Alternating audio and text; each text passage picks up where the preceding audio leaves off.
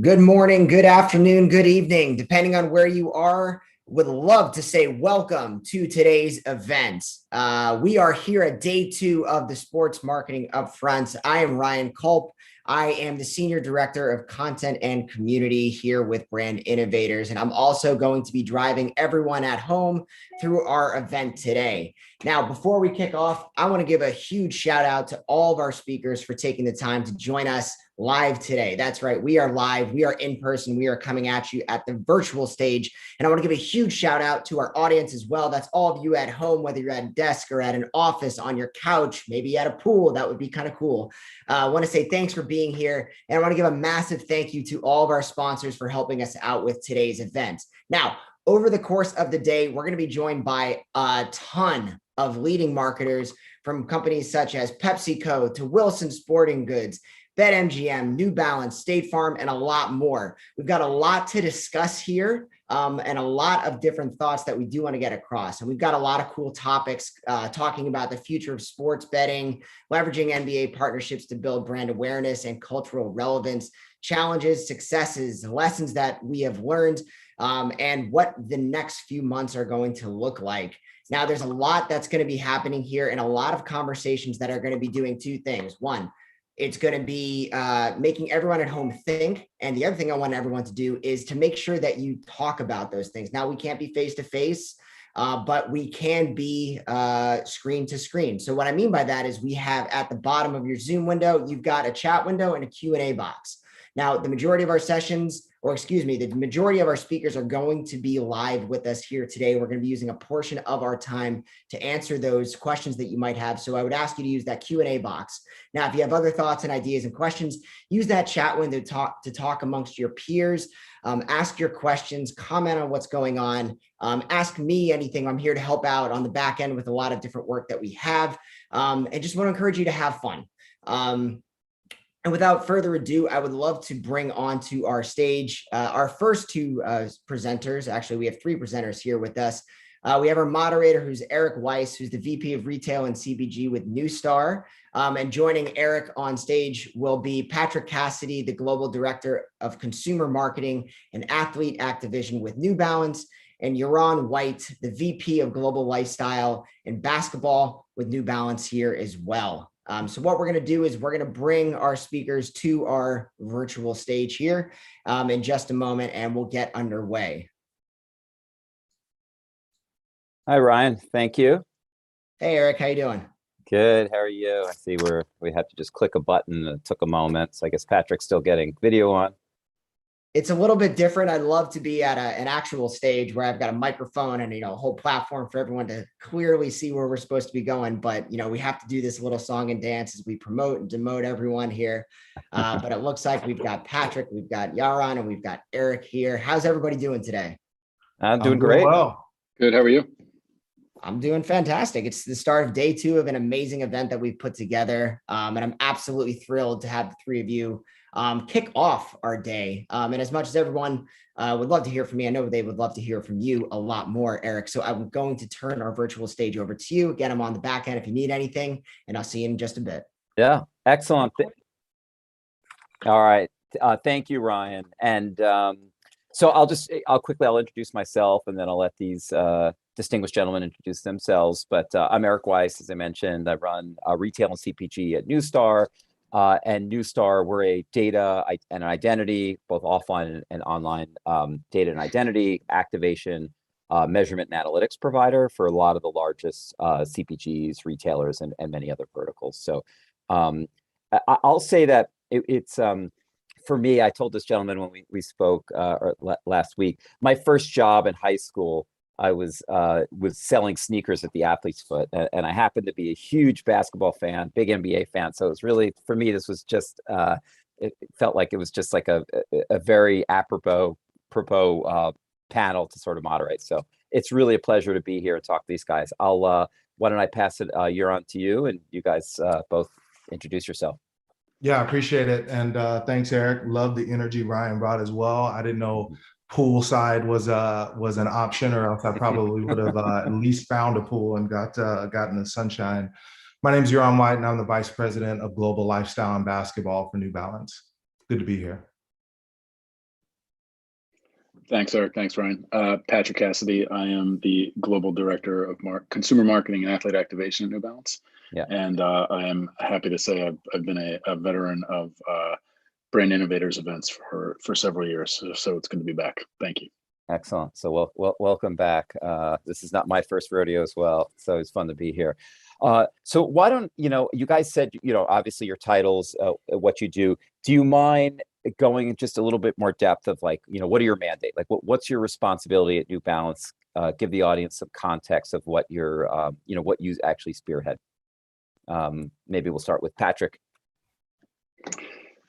Thanks. So at New Balance, so I've been at New Balance for 8 years. I started by my original mandate coming into the brand was to build and lead a global digital department. Over the years, I've switched to this consumer marketing role, and now my teams oversee all the marketing for New Balance global running, lifestyle, basketball, global football, tennis, track, baseball, all the other sports associated with the brand, as well as the activation of the athletes in each of those lanes. Excellent. You're on. Man, Patrick's job is so much more detailed than that. I thought I was going to be able to take a break, go off video. He definitely undersold that. Jump in the pool. Yeah, no doubt. Little dip in the pool. So basically, within my role, I basically lead the strategic vision for both basketball and lifestyle, and I would also throw in a little bit of skate in there. I always kind of frame it up in the elevator pitches. I really look to transcend culture through listening to the voice of the athlete. And like, as you said, Eric, your passion, from a young age with basketball and the NBA, like that was kind of me and Patrick's kind of blueprint as well. And so we want to create the experiences that we had when we were kids, and we were able to open up a box and feel like we could go out and dunk a basketball. I'm sure Patrick could, but I definitely had to settle for not even close. You're on. That was way better than mine. Should I start over? Like that was really good. Excellent. Well, all right. So then obviously it's a good segue to move into basketball specifically. And so why is and you're on. Maybe we'll start with you. Why is basketball so key in building a sports brand, right? And what's the halo effect of that, right? So it's obviously you guys sell to more sports than just basketball, but what makes basketball so important for the New Balance brand, but really any brand in the sports segment? Yeah, it's a great question, and it's one that I kind of go back to. Like, to me, I really look at basketball as being the heartbeat of the organization, right? And I've had 25 years in this industry. The last two, I've been working for New Balance, but I've been associated with the basketball experience for the last 25 years, whether it was at the Nike brand, the Jordan brand, and now here at New Balance. And I think, sometimes from the inside, it's a little bit hard to explain, and from the outside, it's hard to understand. But that there's an it factor there that transcends sport into culture and lifestyle.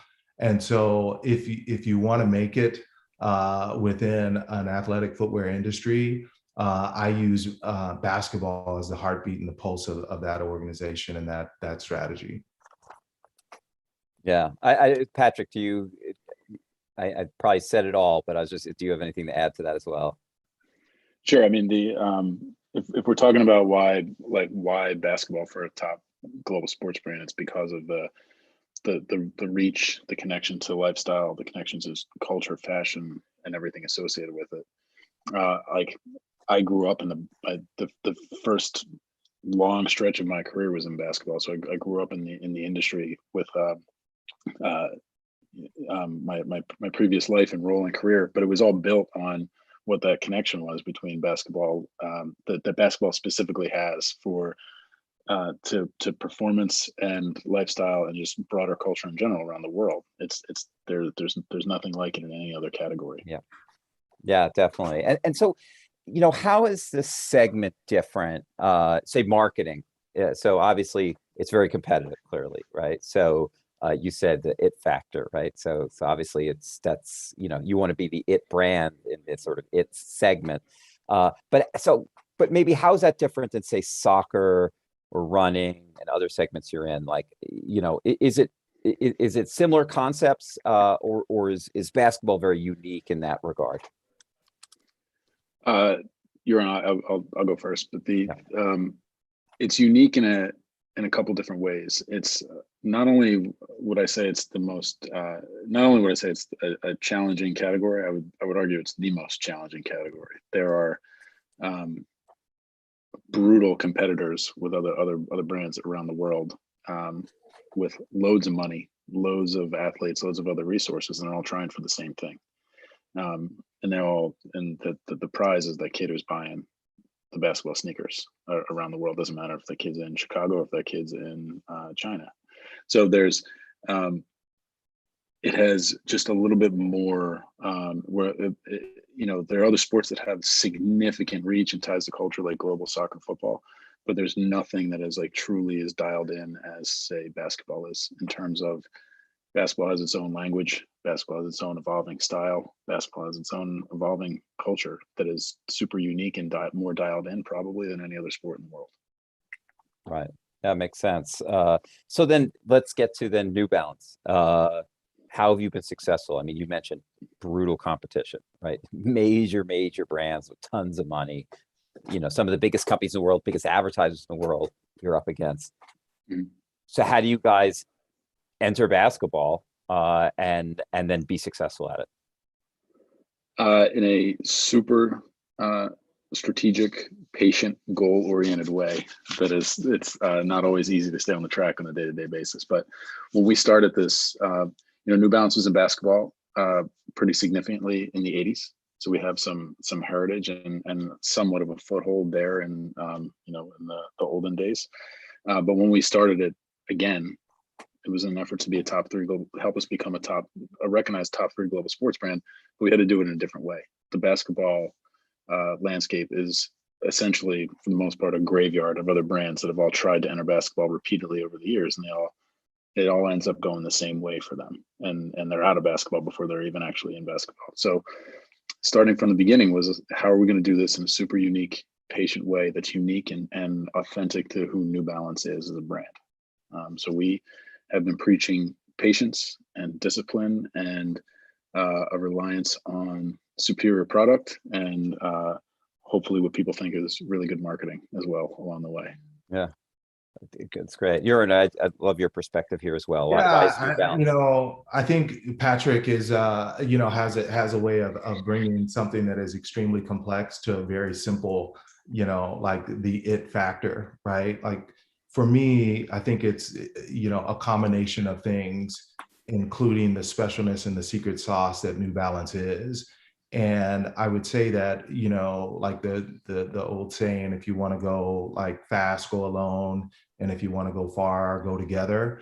We are committed as a basketball community, and that would include lifestyle in it, that we are going to go far and we're going to go together. We have said from the initial outcome that it wasn't going to be about just being the biggest, but we wanted to center around being the best. And so that authenticity helps drive us to creating a competitive advantage for the athlete through innovation. And so that'll be a big topic for us, whether we're at the top of the page or the bottom of the page as it relates to questions. We want to make sure that we're doing things right and that we're creating a competitive advantage. And we're also telling stories through the lens of the athlete, right? We're not just going to be a marketing company. We're going to be an authentic marketing company. And so when you connect that innovation, that competitive advantage that we drive through technology with the storytelling and the experiences, it makes something compelling for the consumers to want to respond and react to. Yeah. So, I mean, these are great points about, investment and patience and authenticity and just, doing it, having a long-term outlook. And that's essentially what brand building is about, right? Is that how do you build that authenticity, that relationship, that association? And yet, you guys have finance departments, they're looking at numbers, they're figuring out like, well, there's got to be KPIs you have to hit. So maybe could you guys talk a little bit about, in that long-term horizon, like what are you measuring? What are the KPIs that you're measuring along the way to see that you guys are on the right path, and that gives the company the confidence to keep investing in the segment? I would say there's a bunch of things that we look at, but we can circle in on a few here. Obviously, things like sales are super important, right? But we made it very clear from the beginning when we were building the strategy that this is not basketball specifically for New Balance is not and we actually use this term a lot. When we started this, it's not a get rich quick scheme. It's just not going to happen. If we want to build this for the long haul, and from what we wanted to do for the brand, if we wanted to really impact the brand globally, it's not about like how many pairs of basketball sneakers we're selling at the very moment right from the beginning. That was part of the recipe for failure if we want to go down that route. So we want to build that for strategically over time. What it has done though is where sales and new consumer consideration and adoption starts to branch out like, yeah, sure, we want to sell all the basketball sneakers, and we've done a very good job of that so far, but the lifestyle footwear and apparel that is being sold globally, the things that show that this is working is the basketball really getting revved up at New Balance has changed relationships with retail partners for the better, for more intake, how that business and those relationships are growing around the world in super positive directions.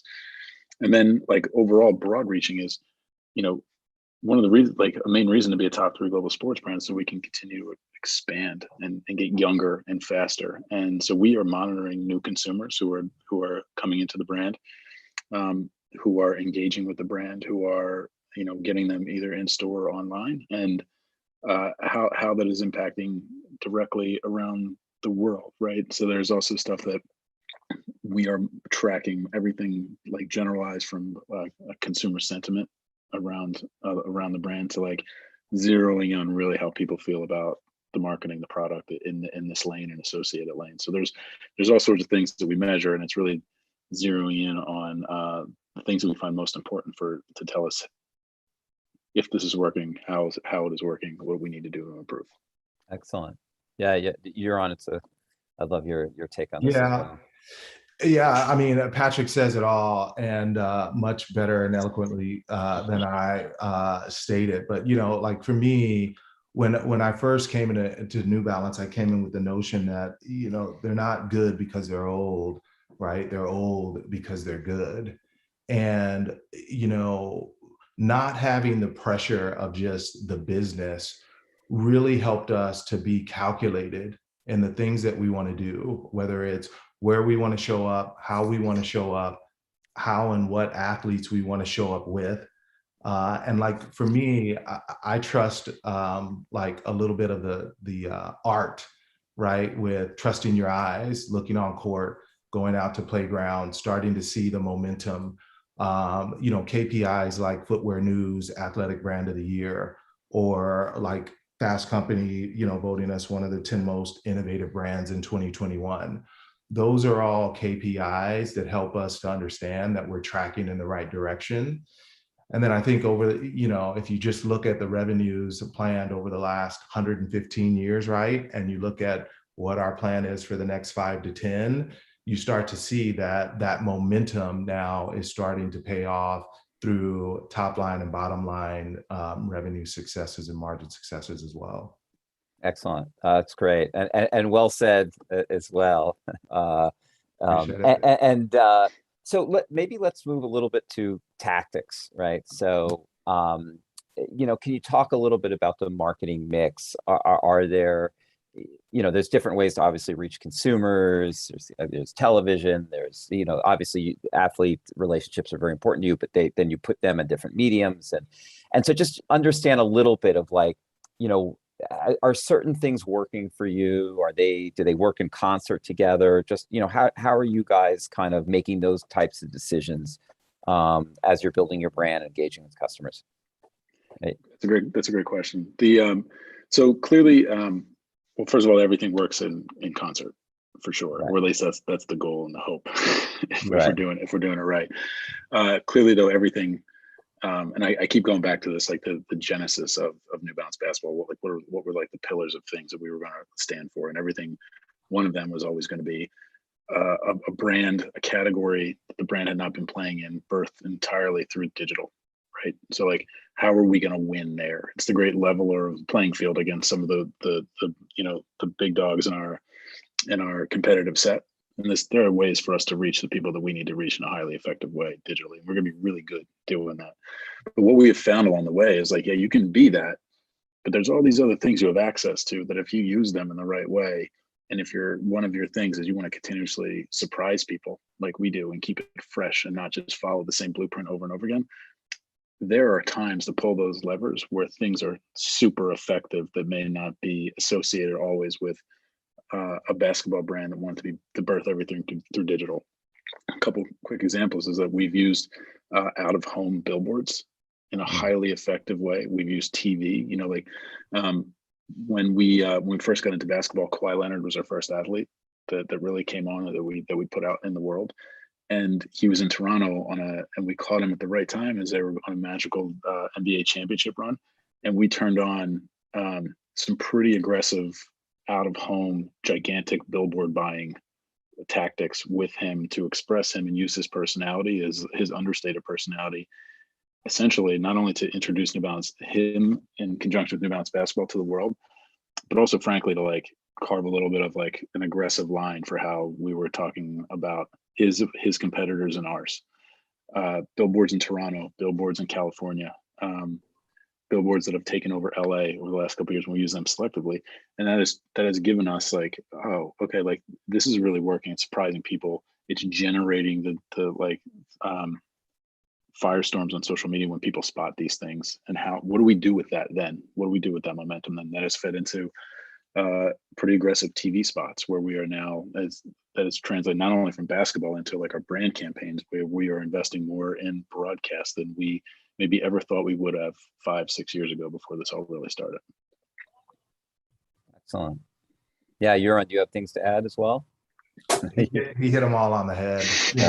I think the digital revolution and the things that we're doing there are like, we are laser focused on making sure that we can drive consumer experiences through that. Obviously our direct to consumer and making sure that we are doubling and tripling our efforts there has been a real key KPI for us. So those would be the things that I would add, which aren't very much to what Patrick said. Just in a way. Yeah, it makes sense. And I think you're absolutely right. These things do work in concert with each other. And a lot of, I think often in measurement, people tend to over focus the lower funnel, like the digital, right? Because digital is, you could do a search, you could click, but maybe you did that because you saw something on television or you saw a billboard or, so there's these things all it certainly influence each other. And so it's exactly right to kind of, focus on what are the things that are moving the needle and the messaging and stuff like that. Sounds like you guys are doing a great job. Let's talk, you talked before a little bit about the audience, about, part of the metric you said is getting younger, right? Like, focusing on different demographics and seeing that shift as a way to determine like the longevity of the brand and the strength. Can you talk to me about, and maybe, Euron, we'll start with you this time. Talk to me about the New Balance audience, right? Like how has it evolved? And so just, who is the New Balance audience? How has it evolved? Is it different for different sports? And just give us a sense. Yeah, it's a great question. And for me, having now spent the last 2 years here, I kind of go back to, 12 years ago when I was like an account sales guy for a different part of the within the industry, but a different company. And I remember like being in the streets and walking around and seeing the New Balance that was there. And so I think first and foremost for me, it's about like, how do we surprise and respect the New Balance loyalist, right? You talked a little bit as we were talking a day or two before about, your affinity to the product and you wearing the product. We want to make sure that we continue to surprise and respect you, right, as a loyalist.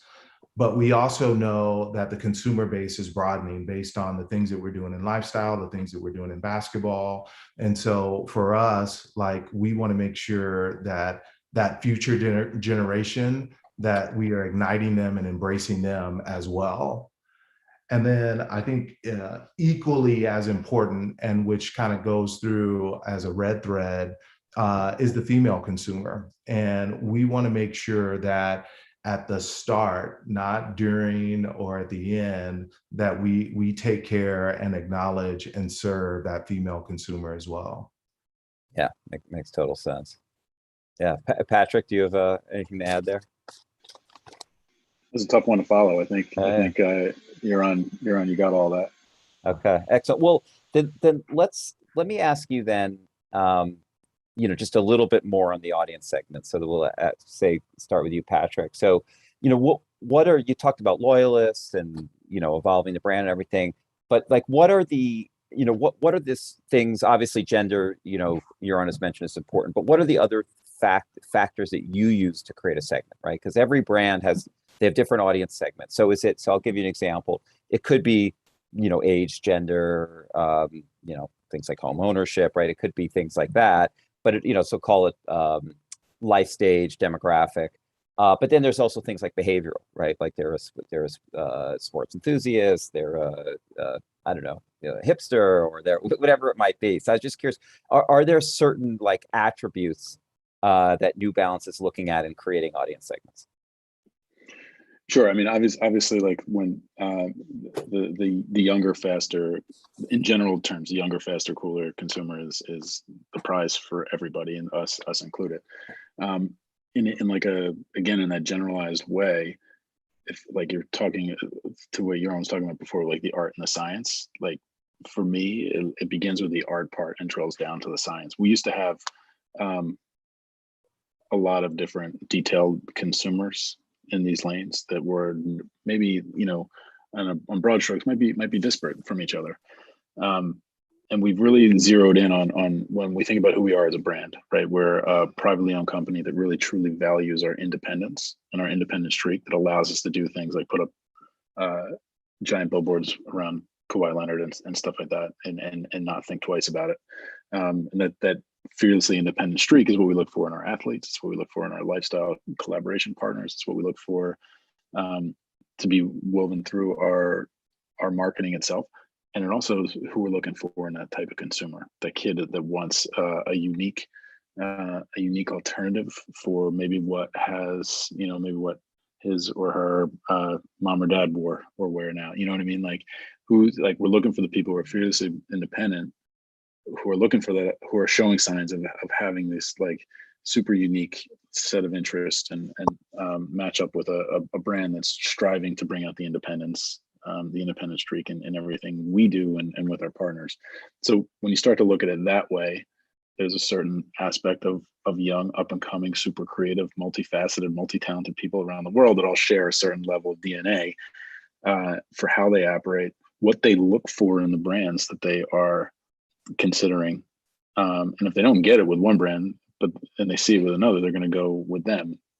That's who we're trying to speak to. And once you get down into the basketball consumer or the lifestyle specific consumer, the running consumer, whatever it is, there are nuances that go along with that. But the core of it are some of these values and frankly expectations that these consumers have of the brands that they are engaging with and spending money with. Yeah, that makes a lot of sense. And I mean, you touched on it, and maybe I'll ask you, you said there's nuance and there's some difference. Do you guys market differently than in each sports segment, as an example, right? Like, because is the audience, is that the common theme across New Balance, or is it a little different, right? When you get to soccer, when you get to running, is it slightly different audience? Just talk to me about some of the nuance. Yeah, I think like for us, as we look at it, and as I look at it with my partners who may be doing global football or running, what Patrick talked about with this fearless mindset, or this global independent, as we call them, that's really the bullseye for us. Now, as you know, consumers shop in, multi-channels, and they can go into different places. Our ability to be consumer-led, whether it's through segment or whether it's through mindset, helps to really validate where and why we're going to put products to help tell the experiences that we want for the consumer. Got it.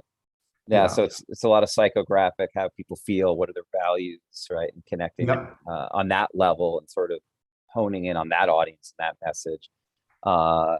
So yeah, it certainly makes a lot of sense. So let me then talk to you in building this brand and creating these values, and being in sports, which it's performance based. There has to be that balance between the technology, the actual shoe, right? For example, and then the marketing. So, just can you talk to me a little bit of like the importance, like what, when you're building a brand, like what's more important? Is it the product, or is it what the product represents? You're on. You can start that one. Oh man, I was waiting for you to answer that.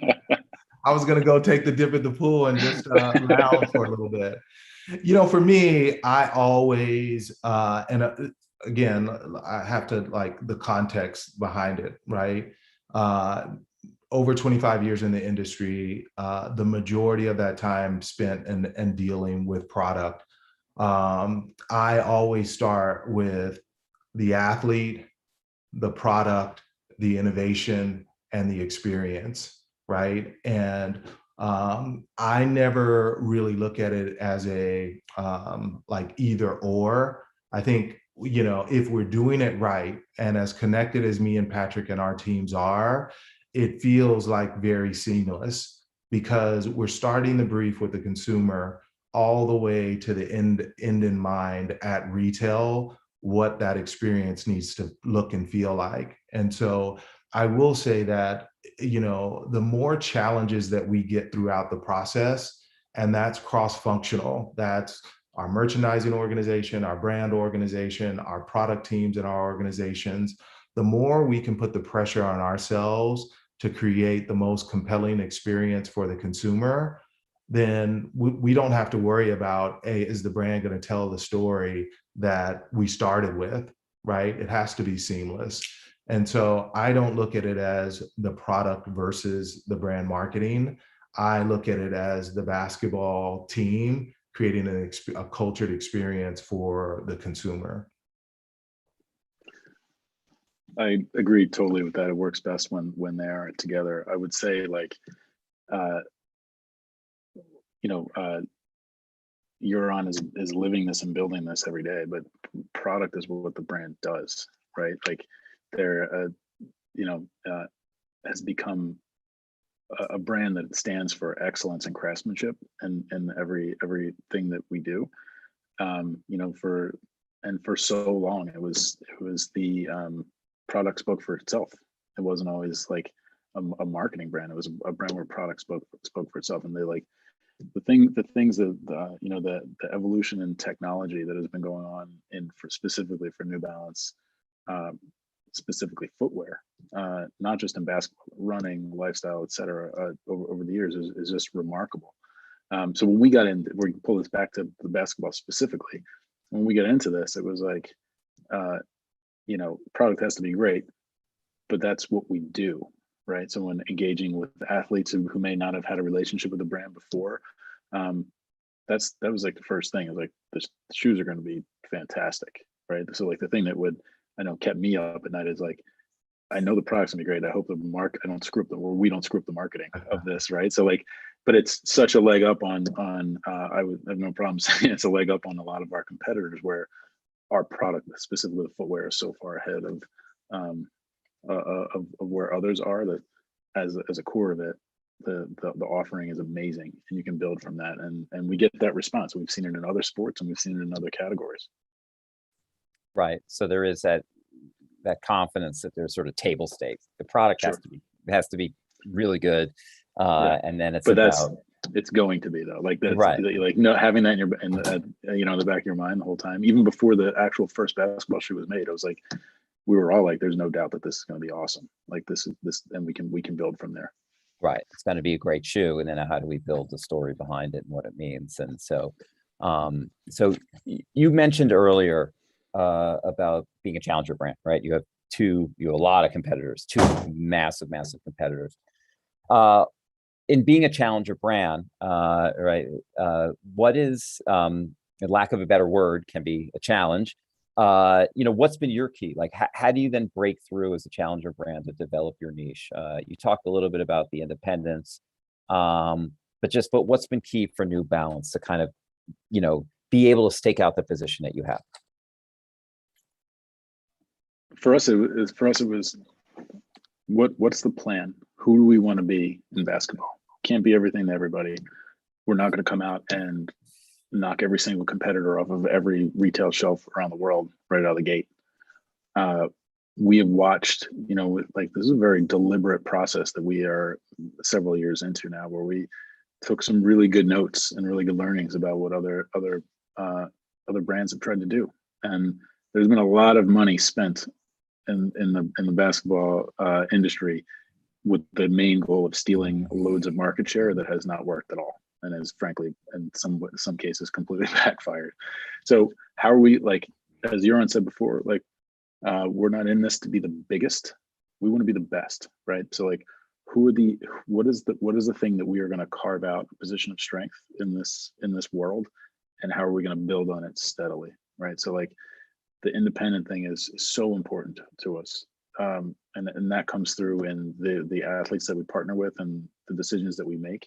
We're coming from a place of incredible strength with amazing product, and if we can continue to tell that story of who we are and how we are operating differently, giving off those signals to existing and then hopefully loads of new consumers and customers, build it that way, build it strategically over time, instead of assuming that you're going to come out of the gate and take over an entire mega basketball industry that's been really, like, hitting on all cylinders for 30 plus years, right? How are we going to do this in a smart, strategic, thoughtful, and aggressive when we need to be way? Understood. What do you see as being a challenger brand? Like, what's been key to kind of be able to break through? Yeah, Patrick hits a lot of those, nails right on the head. But, like, to me, I kind of start off with the notion of fearless, right? I think challenger equals fearlessness, right? And so if you go about it in that way, right? And a lot of us have been on some sort of field of play where, the team may have been bigger, stronger, faster, but you still came out ahead at the end of the game, right? And I think, our organization is built off of a notion of grit and fearlessness, right? And being confident and consistent in your messaging, in your purpose, in your vision, and not allowing yourself to outmarket yourself, right? The authenticity of being who you are allows you to become more and more fearless. And like, if we're going to fail, we're going to fail spectacularly, because we're driven towards a singular mission, and everyone is aligned to that. And so it just makes it a lot of fun, in a lot of cases. Like, I've never been in a conversation with Patrick and had a conversation around revenue or dollars. The expectation is that those things are going to come if we're doing the right thing. And so whether that's conversation with Kawhi or Jaden Smith or Joe Freshgoods, we don't get into bottom line, top line conversation. We get into authenticity and storytelling as our purpose, for whether it's sustainability, whether it's for the culture. We just launched a shoe outside at a park in Chicago. Like, brands aren't doing that sort of thing, right? But it was authentic to Joe Freshgoods' mindset, and it was right for us as a brand as it relates to disruption and experiences. So, I mean, that's a good segue, which is, when is being a challenger an advantage, right? So it sounds like, you talk about being fearless and things like that. It is, but can you take other chances? I mean, you mentioned, social ventures. Is being that independent challenger brand, we could maybe take some risks. Tell me where it could actually be to your advantage. I think it gives us the green light to go do all sorts of things that might feel uncomfortable, and that's okay, right? And we all hold hands in that. I mean, I think a great example of that is going back to the Kawhi thing. When we first, when he came into our lives, he was a guy who was in transition between San Antonio and Toronto, two places not looked at as gigantic mega markets on the level of like a LA or New York. He had some issues, or how his time in San Antonio ended, and here he was, and we were going through the process with him to figure out if this is what this was the guy to go with, because he had given off a bunch of those signals of like independent mindset. There's arguably no other unique, independently minded athlete in all of basketball for sure.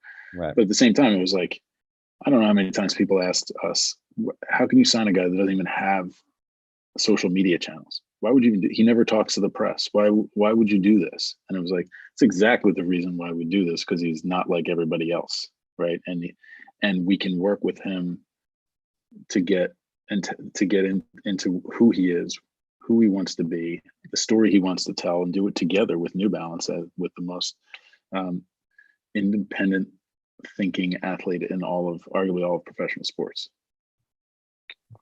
Yeah, I mean, that certainly makes sense, and it seems like Kawhi Leonard was a great choice, and obviously that relationship to athletes in building a sports brand is obviously extremely important. And how do you select? I mean, obviously that you talked about Kawhi Leonard, that certainly is logical.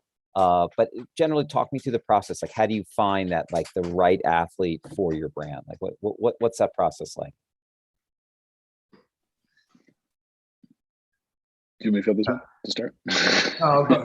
Go ahead, jump into it, because I love your perspective. Go get it. So we're talking about the fearlessly independent mindset and consumer mindset. It's the same thing. Who are the athletes who are signaling to us that same type of thought and behavior and actions? So Kawhi was actually our second basketball player that we partnered with.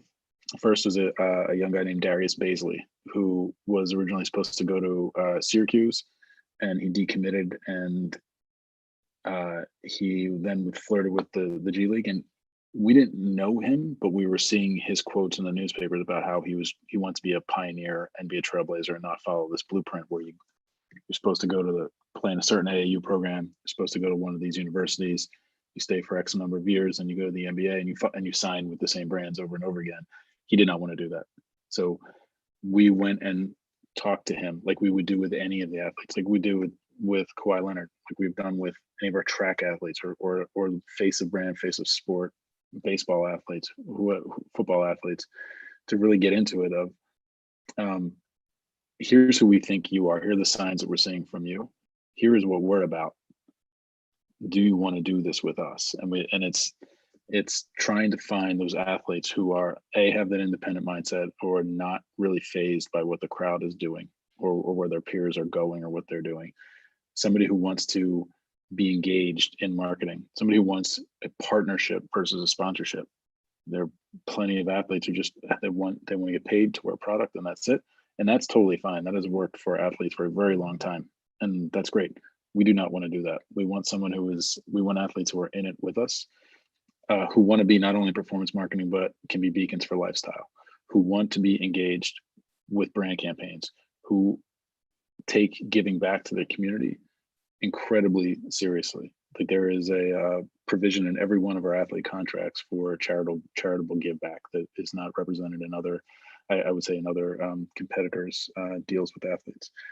And then just above all, like we want athletes who are seeking opportunities to be one of one or one of a few versus one of hundreds, and for what that means to their relationship with their footwear brand, that hopefully not only goes the length of their performance contract, but well after they're done competing.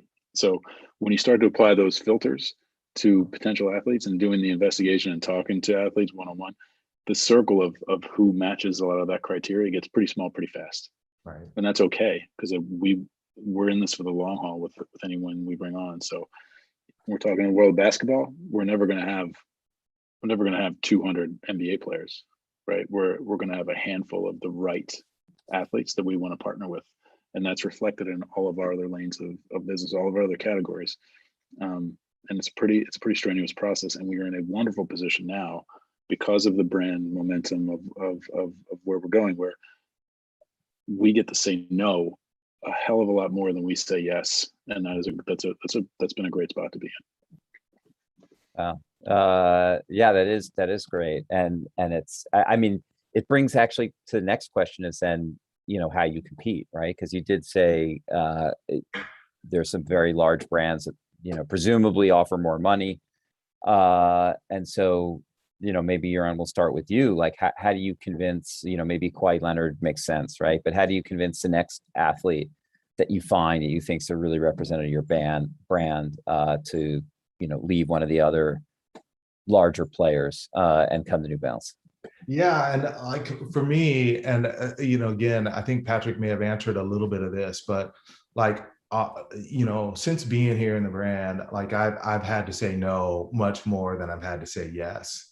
And I think when you're doing things right and you're coming from a place of authenticity, you don't have to like go out and sell. Like I've never had a conversation with an athlete where we were putting on a sale job, right?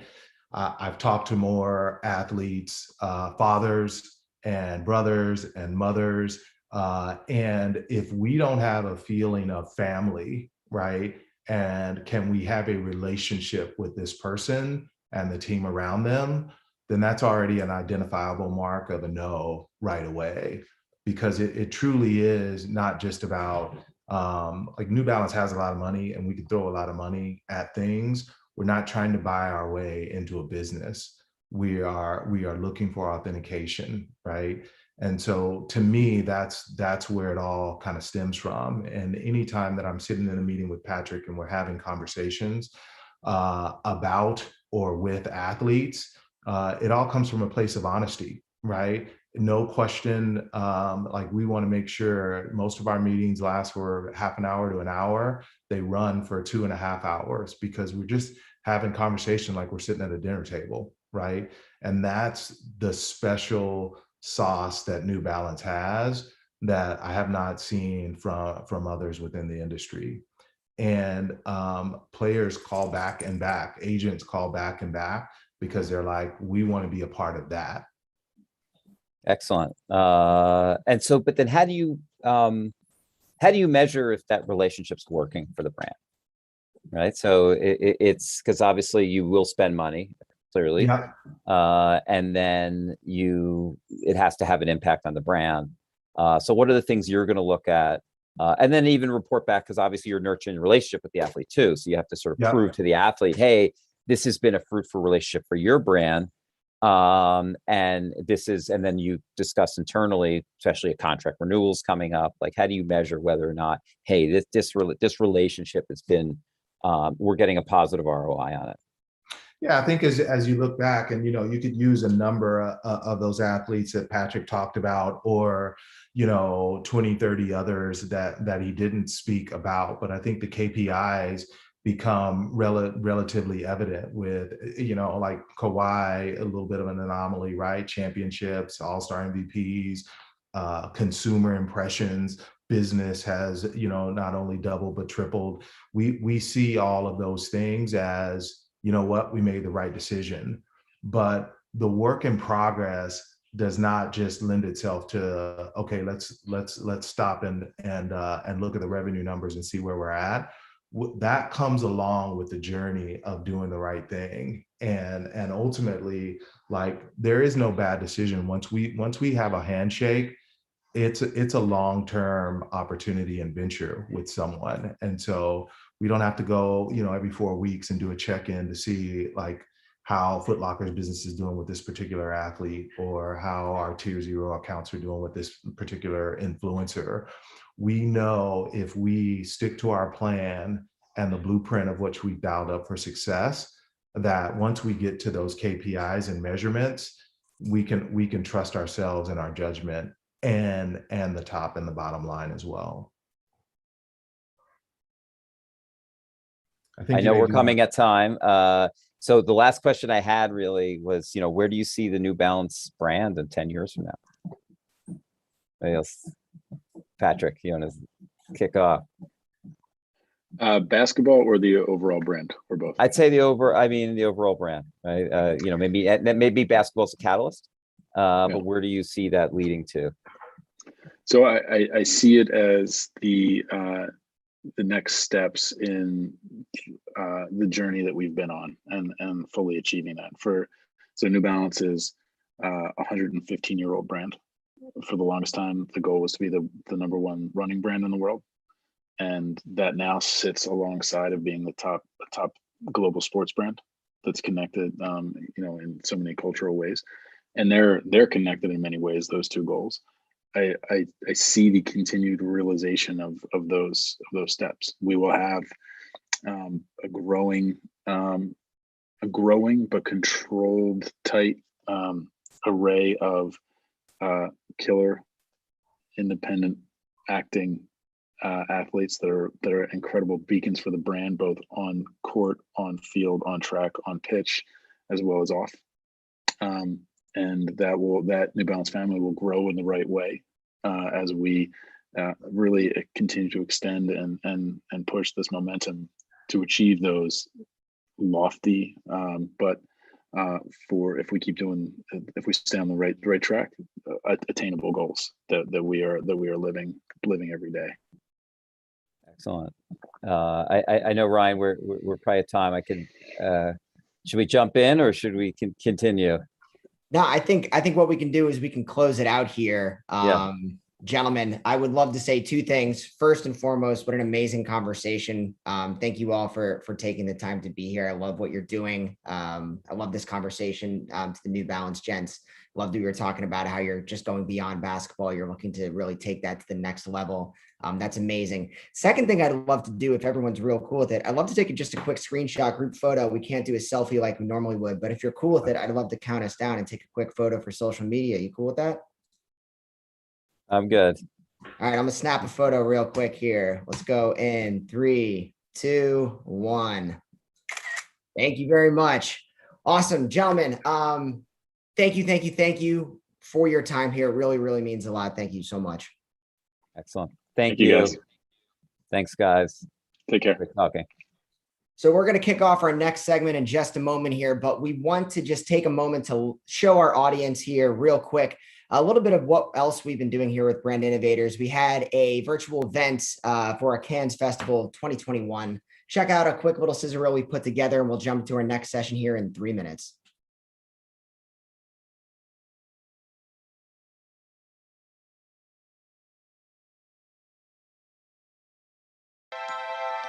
Welcome to day one of our Brand Innovators Cannes Summit.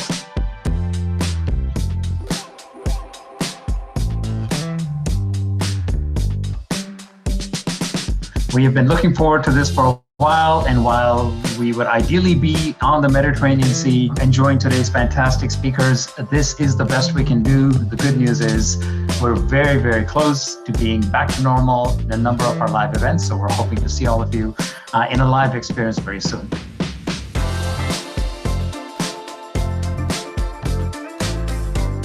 When we see what the right direction is and we see what we need to be doing, whether that is with a brand direction, whether that is with a new channel we need to be in, when things are changing, it's not as big of a ship as I think we thought it was. One of those things you couldn't see coming around the corner, obviously, and that was the pandemic. It's made me a better marketer, a better understanding of what you need to do in an environment that you don't expect. And I think it helped us expand our efforts to provide guests what they're looking for and what they need, and move it forward in a faster mode that will allow us to succeed in the long term. For us as a brand, we are here to empower those around us, and we're using our scale and size in, I feel like, a tremendous way to give people those opportunities to tell their stories. So clearly collaborations have been at the heart of the resurgence of our brand.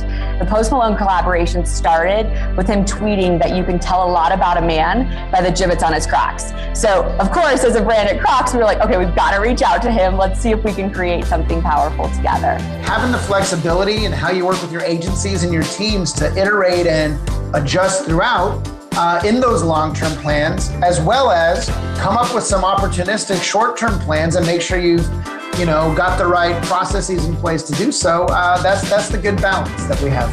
Usually, a brand overhaul of this size receives a lot of criticism, and we were really excited to see when we did the brand review in January that it was a big consensus that people were feeling like, wow, that's right, that's really Burger King.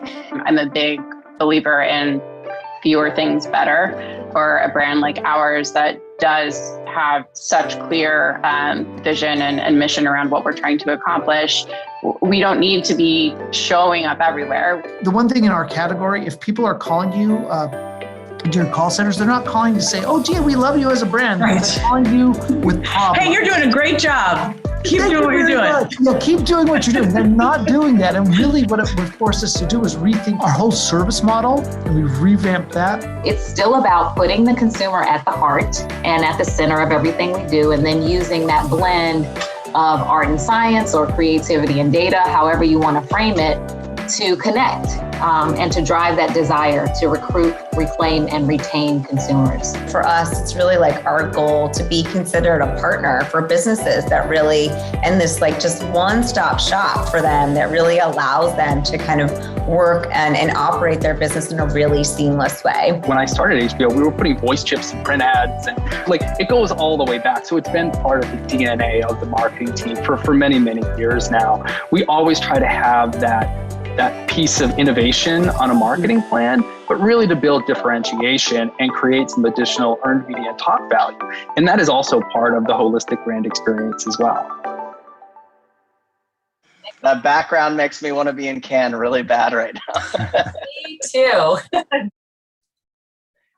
Me three. I'm right on board with that. Awesome. Well, without further ado, I would love to introduce our next session. Coming up here, we are going to have a conversation about the future of sports betting, which is sure to be a big topic. And so we've got an amazing group of individuals who are going to be with us today to talk with us, starting out with Sarah Crennan, who's the VP of Content with Yahoo Sports, Scott Kaufman Ross, who's the head of gaming and new business ventures with the NBA. We have Raymond Doyle, the VP of Digital Media and Brand with BetMGM. And we have a terrific moderator who's Derek, who's the Executive VP and Head of Integrated Marketing with Octagon. We're going to bring everyone here to our virtual stage as we start to bring everyone in. I see Sarah, we've got one. We're right on cue here. There's Raymond for two. How you two doing today? Doing great. Thanks for having me. Glad to have you here. We've got Scott on board with us as well. And Derek, we've got a full party here.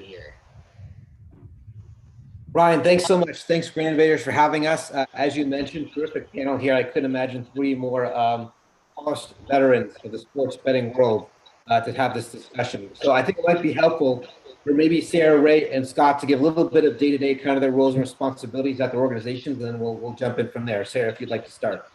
Sure. Thanks for having me. Hi, everyone. I'm Sarah Crennan. I oversee content for Yahoo Sports and have been deeply partnered with both BetMGM and the NBA for the past, 16 months plus. Thank you, Sarah. How about you, Ray?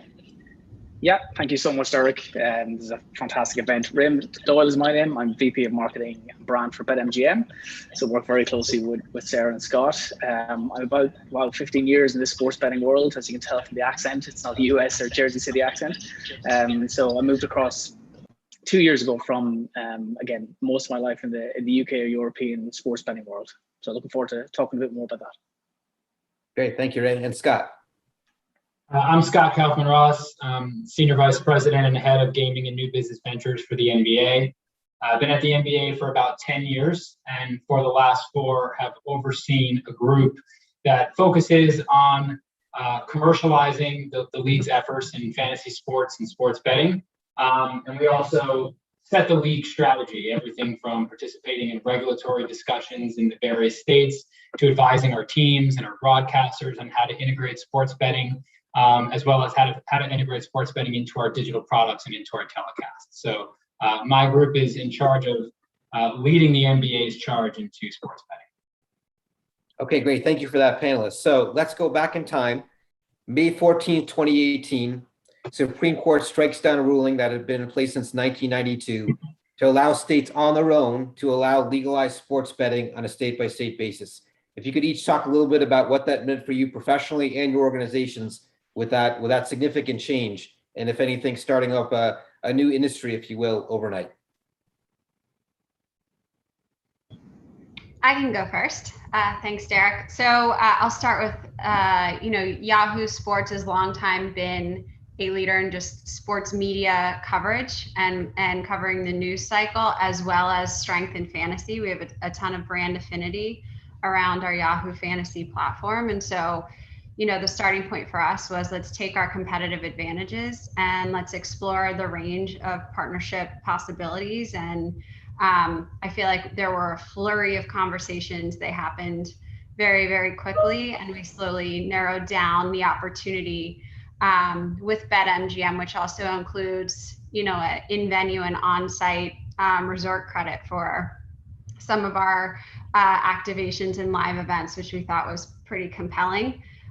So, it was fast and furious, but also I think really eye-opening for everyone on the Yahoo Sports side of things. And then for me personally, and from a career standpoint, I feel like I became a student again. The most I had actually bet was I used to bet on, my friend, we'd have friendly bets about college basketball, when I was growing up, just because I'm such a big fan. But there was it was kind of a whole new vertical for me in terms of learning.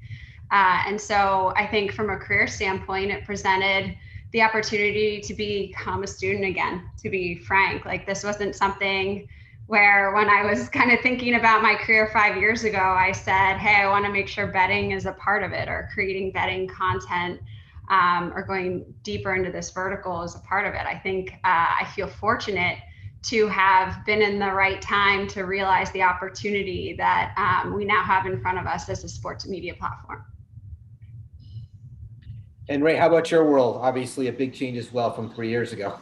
Yeah, my God, it's been a dramatic change, both professionally and personally. I think it was really fascinating for me, obviously, as I said, coming from the European side of the UK side of it, monitoring the situation for years and years and years. And candidly, it was very strange for the UK or the European market could bet on so many of the US sports. You talk about the NBA finals and Super Bowl and everything and anything when it came to US sports, yet people here in the US couldn't place a legalized sports bet. So we were always wondering, is it a matter of time? When is it going to happen? If it's going to happen, and then in what form? So as you alluded to, Derek, if New Jersey are the first state to take the leap here, and how will it unfold in terms of state by state? So it really was interesting, number one, to see once it finally was announced, then what would the next steps be? Who would be the first brand? How many of the heavyweights of the world gaming, or the European superweights, like you talk about BWin ourselves, or Ladbrokes Coral is my background. How would that come into the US market? You talk about Bet365 or Betfair, Sky Bet, Paddy Power, how they come in with some daily fantasy competitors. So it was really interesting to see how that would evolve. And regulators play such a key role that I'm sure we'll talk about. But how will this start to open up in terms of legalizing sports betting, or iGaming? And then will it be very much a copy and paste element that it was for the European and the UK side of things? So, and then personally, it's been absolutely, it's an incredible roller coaster of a ride. You saw COVID on top of that, and it's been just something else. But Matt Prevost, who's our Chief Revenue Officer, I worked with him working for Ladbrokes and Coral, who are two brands in the UK market as part of the Entain wider brand. And he called me in January 2019 and asked me to change my life all over again and come to the US. So I didn't have to take too long to say yes and when can I start immediately, please. But it's been an incredible journey. It really has, launching the BetMGM brand, which didn't exist 2 years ago. So I'm sure we'll talk about the experiences for the UK versus the US market, but it's been an incredible journey, and I really do feel it's still just getting started. Even though, as you alluded to, Derek, it's 4 years. Wow, it's 3-4 years now, but we're still very much in our infancy. And Scott, in a lot of ways, the NBA was one of the most progressive as a league to endorse and accept sports betting. What's your perspective on that, and kind of how things changed for you in the league at that point? Sure. Well, I remember the day very well. We were very involved in the legislative process, and I remember there's actually a website called scotusblog.com where every Tuesday they post the Supreme Court cases, and they don't tell you what day they're going to post the cases. So every Tuesday at 9 a.m., we were frantically hitting refresh to see whether or not it had been the sports betting case, and then finally it was. But yeah, to your point, Derek, it was the culmination of a real journey for the NBA in terms of our position on sports betting. In the early 90s, the NBA was a proponent of PASPA, the federal law that prohibited the states from legalizing sports betting. And the reason for that is in the early 90s, we felt the best way to protect the integrity of our games was a prohibition on sports betting. There are risks to our games, and in the early 90s, the best way to do that was just a prohibition. But over the next 30 years, what happened with the advent of the internet and the smartphone, it just became so easy to bet on sports illegally. And what we saw was that prohibition was not serving to stop people from betting on sports. It was just encouraging them to do it illegally, either offshore or with their local bookie. And in 2014, our commissioner, Adam Silver, wrote an op-ed in the New York Times that formally changed the league's position on sports betting. It said, we are supportive of sports betting. We think the Congress should pass a law that legalizes sports betting on a federal basis, and so that we can have legalized sports betting that's regulated, where there's transparency, and we bring sports betting from the underground black market into the sunlight where it can be monitored, taxed, and regulated. And, you know, that was a big change in the sports landscape, and we were the first league to do so. And we spent the next 3 or 4 years preparing for a world where sports betting would be legal. Now, we had hoped Congress would pass a law that had a federal framework that states could then opt into, so that there was consistency. We didn't necessarily predict that they would overturn the previous law and just make it unconstitutional, allow states to do whatever they so please. But of course, that was the way that unfolded, and we needed to prepare for that. So we spent the first half of 2018 starting to talk to state legislatures and let them know that we were supportive of sports betting. But this is how we wanted it rolled out, and this is a framework that would protect leagues and give us the tools to help us protect the integrity of our game and protect our business interests as well. So we were ready when that day came. We were supportive. We were waiting for it. And for me personally, I had spent the last 4 years, no pun intended, betting my career on this category. And so it was certainly a big day for me and my team that what we had been building towards and what we had been preparing for was now real. And we were able to hit the ground running and begin to build this business over the last 3 years. Thank you for that background. I think as you had all touched upon this role that ever increasing importance on content around sports betting. And I wonder maybe how much you guys all collaborate as your brands and leading your brands in this space. You guys had mentioned earlier when we caught up this morning about sort of the interesting new content being developed, these alternate feeds around sports betting. Maybe we can start with you, Sarah, obviously, and then go to Scott and Ray, how that's kind of evolved in your delivery of content to the consumer around sports betting. Sure. Yeah. So, I obviously have a keen understanding for the consumption habits of our users, both historically and for the recent NBA season, just around core NBA coverage. But really that volume of engagement acts as a top of the funnel for how we ultimately drive deeper investment and deeper interest into gaming. And that's where, partnering with Ray and BetMGM to understand like, hey, what is the right time to introduce a promo? What is the right window or the right hour relative to a game start that we can help, publish a repeatable format and really understand the mentality of a bettor and what their need state is in any given moment across our platform. So I think, it's been enlightening. Even just comparing last NBA season to this NBA season, we're up 30% in both daily, weekly, and monthly users as far as our NBA audience goes.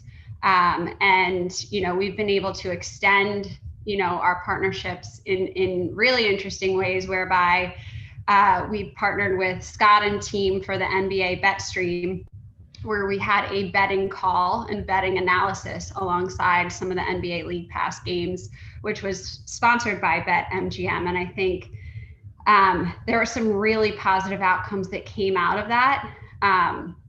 Notably, like the games that had, a bigger points difference or were, a notable blowout, like there was still a reason to engage, still a reason for a fan who may be interested in betting to continue to watch, and for us to kind of bring value with our analysis and commentary. So, we've learned a lot through our partnership, and I think exploring the content space has been really interesting and enlightening for us as a brand.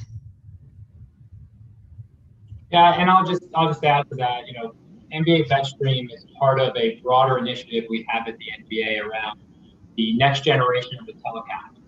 And we have a view that the way that our games have been presented, the way that sports broadcasts have been presented, have not really changed a lot over the last year. And with the new way that in the digital age, younger fans and digital savvy fans are looking to consume content, they want personalized experiences. They're not looking for the same telecast that appeals to all fans alike. They want something that's a little bit more tailored to them. And we have been rolling out a series of initiatives, whether they're utilizing influencers or different graphics packages or alternate language, alternate angles to games. TNT had a players only broadcast, bringing different perspectives to different fans and how they consume the game. And betting was a natural segmentation to do that with. We know there's a lot of our fans that are utilizing sports betting and fantasy sports as a mechanism to engage with the NBA. And so to be able to deliver them a telecast that's directly targeted at them, when they're watching the game, they're thinking about, what does this mean for the live line? What does this mean for the over-under? Is my first half, total going to hit? Those are the types of things that type of fan is thinking about. And so serving them with tailored commentary, tailored graphics package, interactive features that meets their viewing experience is the way that we're going to grow engagement around our game. And so it was a great way to bring both Sarah and the Yahoo team, both lending talent as well as their production crew, and incredibly helpful to helping us produce the games, whether it's graphics packages or thinking about different things to hit on throughout the game. And then Ray and his team being the sponsor of it and serving up markets that we discussed in the game and specialized promotions specifically for that game to be able to offer, again, a customized experience to the bettor. So it's something we launched during the bubble in Orlando and continued last year, and something we absolutely intend to do moving forward. And to that point, you touched upon it earlier, Ray, you have this great perspective on kind of more mature markets in Europe where sports betting has been more accepted for a long period of time. What observations or insights are you seeing relative to consumption patterns and activity as the US kind of becomes a maturing market, if you will, in the sports betting landscape? Yeah, I think if I take a step back to 2 years ago, and if I speak for BetMGM personally, what our products look like to where it is today, it really is night and day. We've taken what it was probably a 2 or 3 out of 10, we've moved to a 10 out of 10 now. And as Scott was alluding to, lots of our content is personalized to the consumer. So if you're in Indiana, we'll give you a Pacers offer, or you've acquired because of a Pacers offer. If you're in Colorado, it'll be the Nuggets that you've acquired from, and it could be through Yahoo as well. So what we're really trying to do is, when you're in Colorado and you see our app, or in Indiana, you're going to see 2 very different things. And we're trying to make it as personalized to you and as targeted to you, because if you're not interested in other sports, then you're simply, we don't really want to put that in our front of house. So we're getting much better at that. Personalized content to you, and we can take you through let's say an NFL Sunday or NBA playoffs. We're actually bringing you through if you place the bet, which we know you're engaged in that, and we can give you, as Scott was alluded to, offers or promotions that cater to that. I really do think, as I mentioned about the product that we have, it's each and every day the US market is catching up quite aggressively with that UK or European market. I think probably 2 years ago, the US consumer would be very satisfied by just having who's going to win the game, or if there's a traditional 6-pack. What we've incorporated into that is giving them just many, many more opportunities to place an interesting bet. So if you think about Lakers versus Knicks, instead of just backing the Lakers to win the game, then how about use one of our product features called One Game Parlay, which gives you the option to make it a lot more compelling and interesting.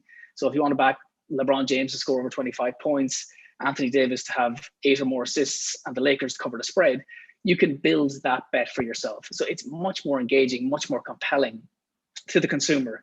And that's taken the knowledge that we know from using the NBA IP footage, as well as taking the data we have from Yahoo.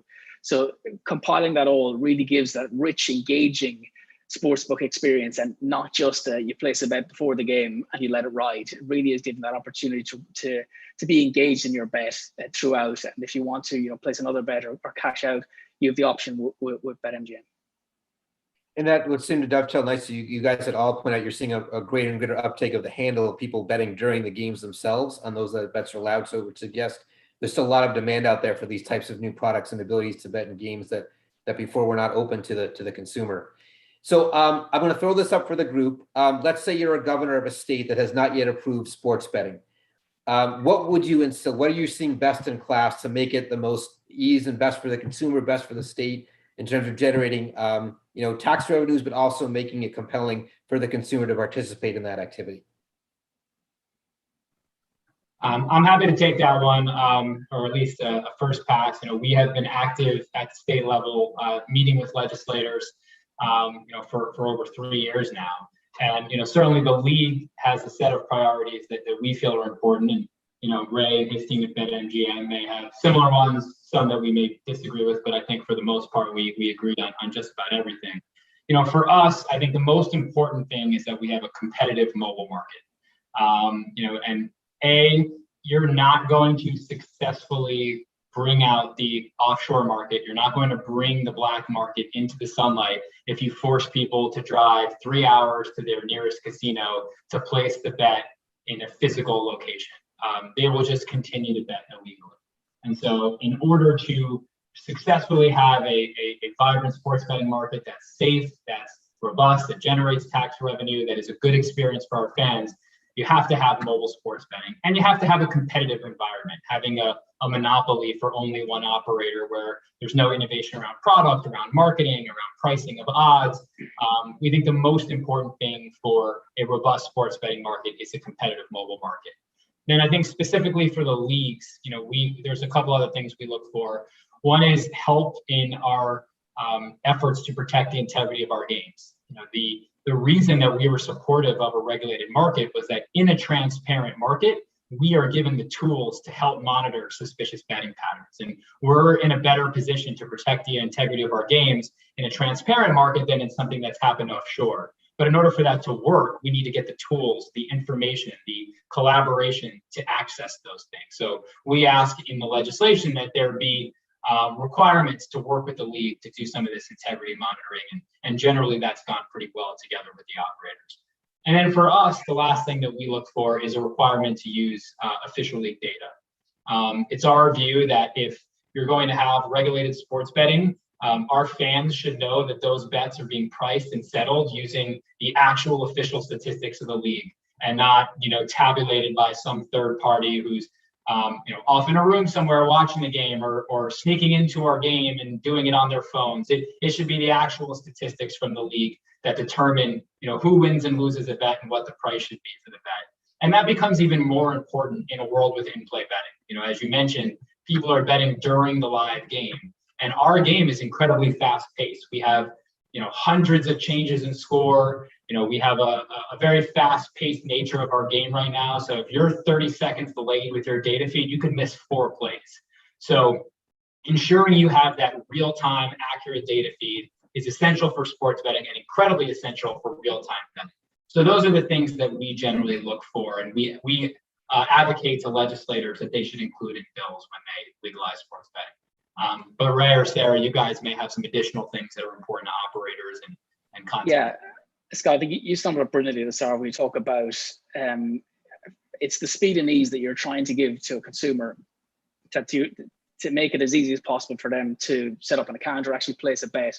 And when we talk to our various regulators in various states, and they do differ quite dramatically from one state to the other, what is a breath of fresh air from us as an operator is we can have kind of candid conversations. We can actually come and say, to Scott's point, here's the best in class way of doing it, and here's the reason why it's beneficial to not only us but also to you from a tax generating point of view. Those conversations, once we come off the call, we're like, yes, we've a inverted commas, a great state here that we can work with. states where when we run lots and lots of promotions, as you can probably appreciate, as do a lot of our competitors, of course, and to be in the ability where we can work with the regulator on a more seamless way, so the regulator doesn't have to approve every promotion we run, then all of a sudden it becomes a block to not only us, to the state itself, but the consumer at the end of the day. So once we're having those conversations at the start, it's best to really do have that conversation of what is best in class and how close can we get to that. And so it does make sense for both us, the operator, and the state regulator as well. And as this gets more and more mature, we absolutely are starting to see that with various states where they look at the New Jersey of this world, the Michigans of this world, and seeing what's clearly has worked from these states. And other states where it's a bit more challenging or a bit more unique, if you like, to Scott's point, then we kind of try and steer them in their way. And it's not just for our own benefit, it really is for the consumer and to drive more tax dollars for the state itself. Yeah, we as a brand, the foundation of our brand has been, as it relates to the Yahoo Sportsbook and our content, has been built around education and trust. And I think that's incredibly important for legislation. And as states come online, just thinking about how they will educate and how they will market what the opportunity is for their constituents. The second piece, which falls into Ray's world, is like the quality of the promo. What are the products that you're putting in front of these fans or in front of this addressable market? And then the last piece is just ease of access. Like how challenging is it for your market to ultimately bet? There are different rules on a state by state basis that make it a bit confusing at times. But the way I think about it is in that 3-step process. And for our part of it, as it relates to legislation, the easier we can explain it, the easier it is to tell your constituents how to bet. I think the greater success they'll have.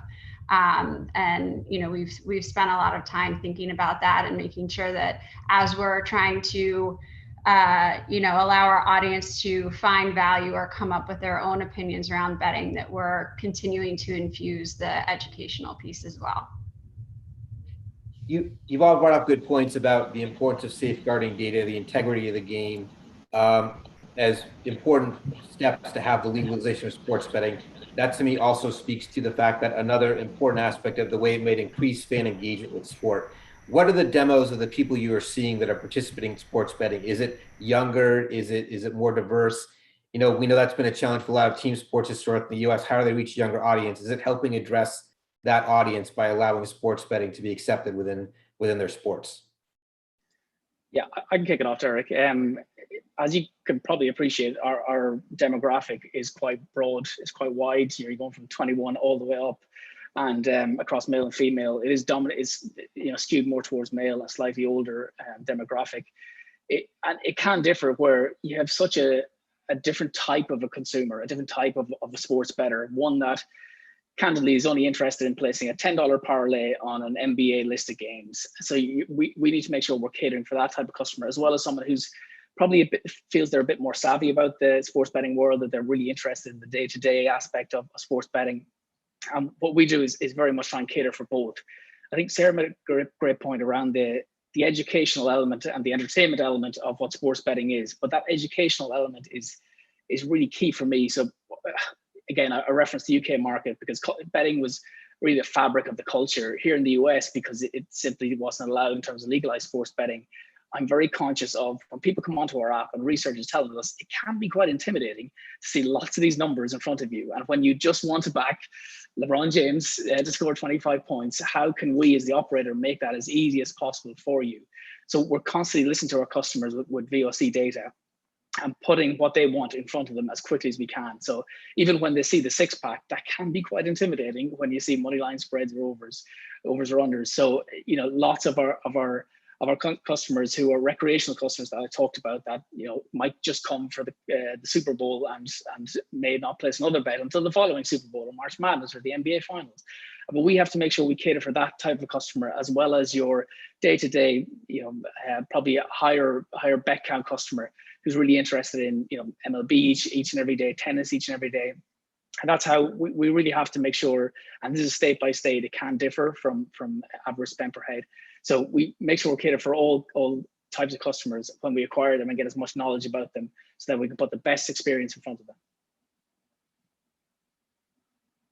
I would just add to that, we definitely see engagement as a major opportunity in sports betting. I mean, going back to the op-ed that Commissioner wrote, we recognize that a lot of our fans are using sports betting as a way to engage with our product. And we've seen a lot of the data that suggests that fans that bet on sports, fans that play fantasy sports, they watch more games for longer periods of time.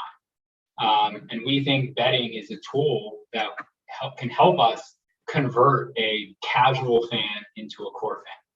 Maybe a fan that was only watching their favorite team or tuning in for Warriors Lakers, now they have a reason to be interested in some of the other games that they might not have otherwise been interested in. And so we definitely see engagement as a major piece here. And as Sarah mentioned earlier, it's not just getting folks to watch more games, but to continue to stay engaged with the game. There may be a game where in the third quarter or the fourth quarter, the outcome is no longer in doubt, but a lot of things remain in doubt. The final margin of victory, the over-under, various player totals. There's a lot of things that you're interested in other than just who wins the game. And so that opens up a lot of opportunity to further engage our fans, even in those games where perhaps the outcome isn't in doubt.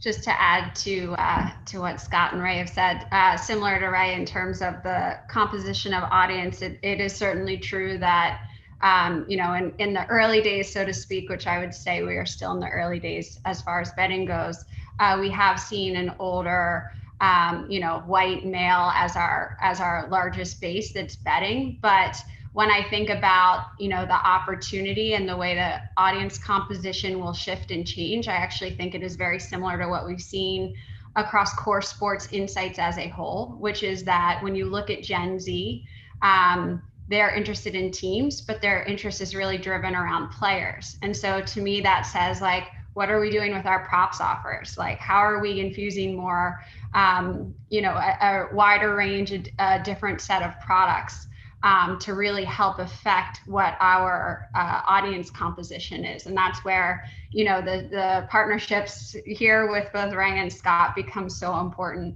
We're thinking really intentionally about how we do that. Because ultimately that really is the opportunity, is to start getting really creative about, why a fan chooses us. And Sarah, as I mentioned, my father and I, we've been running a Yahoo fantasy baseball team for several years. Are you seeing a lot of crossover in terms of those that are accessing your sports betting content, or other the wider platform? As you mentioned, the importance of this getting, consumers into the top of the funnel and have access to everything that Yahoo has to offer from a content perspective. Yeah, it's well, first of all, thanks, Derek. Great job to you and your dad. Keep it up. Now we just need you on fantasy basketball, and then you'll be good. I think for fantasy, there are two parts to the Yahoo Fantasy brand. The first is there's such a strong affinity for that brand. And so that gives us an advantage where, fans of sports, fans of fantasy have long time chosen us, have long time been playing with us, have long time had a good experience. The second piece is that's where a lot of our fanatics and loyalists are. That's where we have the opportunity to constantly put, news, information, updates in front of the audience. But on the flip side, our kind of core sports audience, they are a big driver for consumption right now. And we think that's a huge opportunity. And, we'll write a headline like NBA better when turned 6,000 into 60,000 and betting on game 6. And that will just, drive an incredible amount of traffic. So that does present an opportunity as we get a lot smarter in terms of how we partner with our marketing team. So as we mentioned, we're a little over the 3 years into this journey of the legalized sports betting landscape in the US. Just going around the horn, observations, like what surprised you or not so much in terms of where we are at this point, the speed of adoption, how slow it's been related to states or consumers. What are some things that have surprised you over the last 3 years of where we are today with sports betting in the US? I can go first just because, and this is going to sound very simple, but I've been surprised at how operators are skewing into kind of traditional sports media companies, and how sports media companies are moving into the operator space, and kind of strategies are merging together where we're kind of all mirroring each other. So, you know, that at the outset, I didn't think that would happen, but you know, when I'm following competition, just to be direct about it, like I think it's interesting that there are tactics that are just about, hey, let's just court a sports fan. It doesn't even need what we're posting, what we're writing, who we're partnering with, doesn't need to necessarily have a betting or gaming angle. It just needs to be able to engage a sports fan. Yeah, Derek, from my side again, it was strange because I obviously had my UK hat on, and when I moved across here, the KPIs, the key metrics that I had in my head, you know, average spend per head, but the cost per acquisition and the bonus spend or promotional marketing spend, I had these numbers, I had to quickly forget about them. And I give you a perfect example of that, where the traditional sign-up offer in the UK market, even today, is traditionally around the metrics of place a £5 bet or $5 bet, and we'll give you £20 or $20 in return. You come here to the US and it's, my God, it's exploded. And I know BetMGM is a key component of that as well, where you bet $1 on a Lakers game and we'll give you $100 if LeBron makes a 3-pointer. You know, it's the value that it's never as good a time as to be a sports bettor here in the US. We've recently changed our risk-free bet up to $1,000 now. And it really does take me back sometimes when I look at $20 or £20 that we were giving to a new customer in the UK market. Whereas here, and this will start to taper off, I'm certain, but the aggressiveness of the operators, including ourselves, to acquire new customers, because it's so fierce right now, as you can probably appreciate. If you're in a legalized state, you're going to be bombarded with sports betting marketing like BetMGM's, but it really is trying to get that customer to sign up and then to keep them. So that retention method is crucial. It's not just about getting them to make that deposit, but also then the cost per acquisition. So the cost, again, I had to forget about my UK CPAs that I was so used to for 5, 6, 7, 8 years, because the US, it really is that expensive to get the customer, be it on sports or iGaming. And really makes that emphasis on early life cycle journey of a customer, making sure we make that, you know, Sarah talked about that conversion funnel as barrier-less as possible, make it as seamless as you possibly can, so that it's easy for a consumer to do what they want to do. All they want to do is place a simple sports bet on their favorite team or their favorite player. So it really does. I've seen over the last 2 years how the US has really caught up quite aggressively when it comes to the product features that we're giving to a consumer. But the marketing spend and the promotional spend is still in a different stratosphere to what I've seen in the UK market. I'll give you one that's surprised me to the upside and one that surprised me to the downside. I would say I echo a bit of what Sarah said.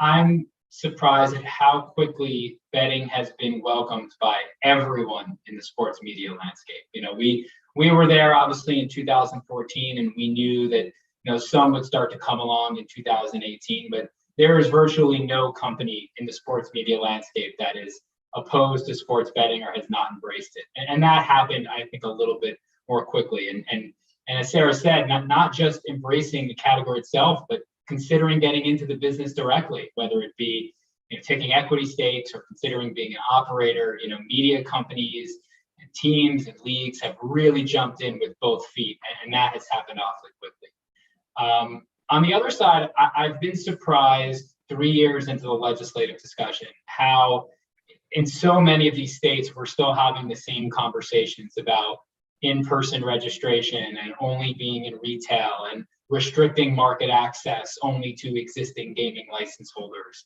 You know, it's pretty clear from the early data that those markets that are pretty liberal in terms of more operators and, you know, fewer restrictions and making it easier for the fan to access and having a lot of competition, they're yielding the best results. It's the best experience for the fan. It's the best for the operators. And I think early on, we were seeing a lot of protectionism in the various states of, hey, I'm advantaged in this state, so I don't want these other companies in there. And I think we've now seen enough states unfold where operators, for the most part, know that what goes around comes around, and they may have some say in one state, but they may need a favor in the other one.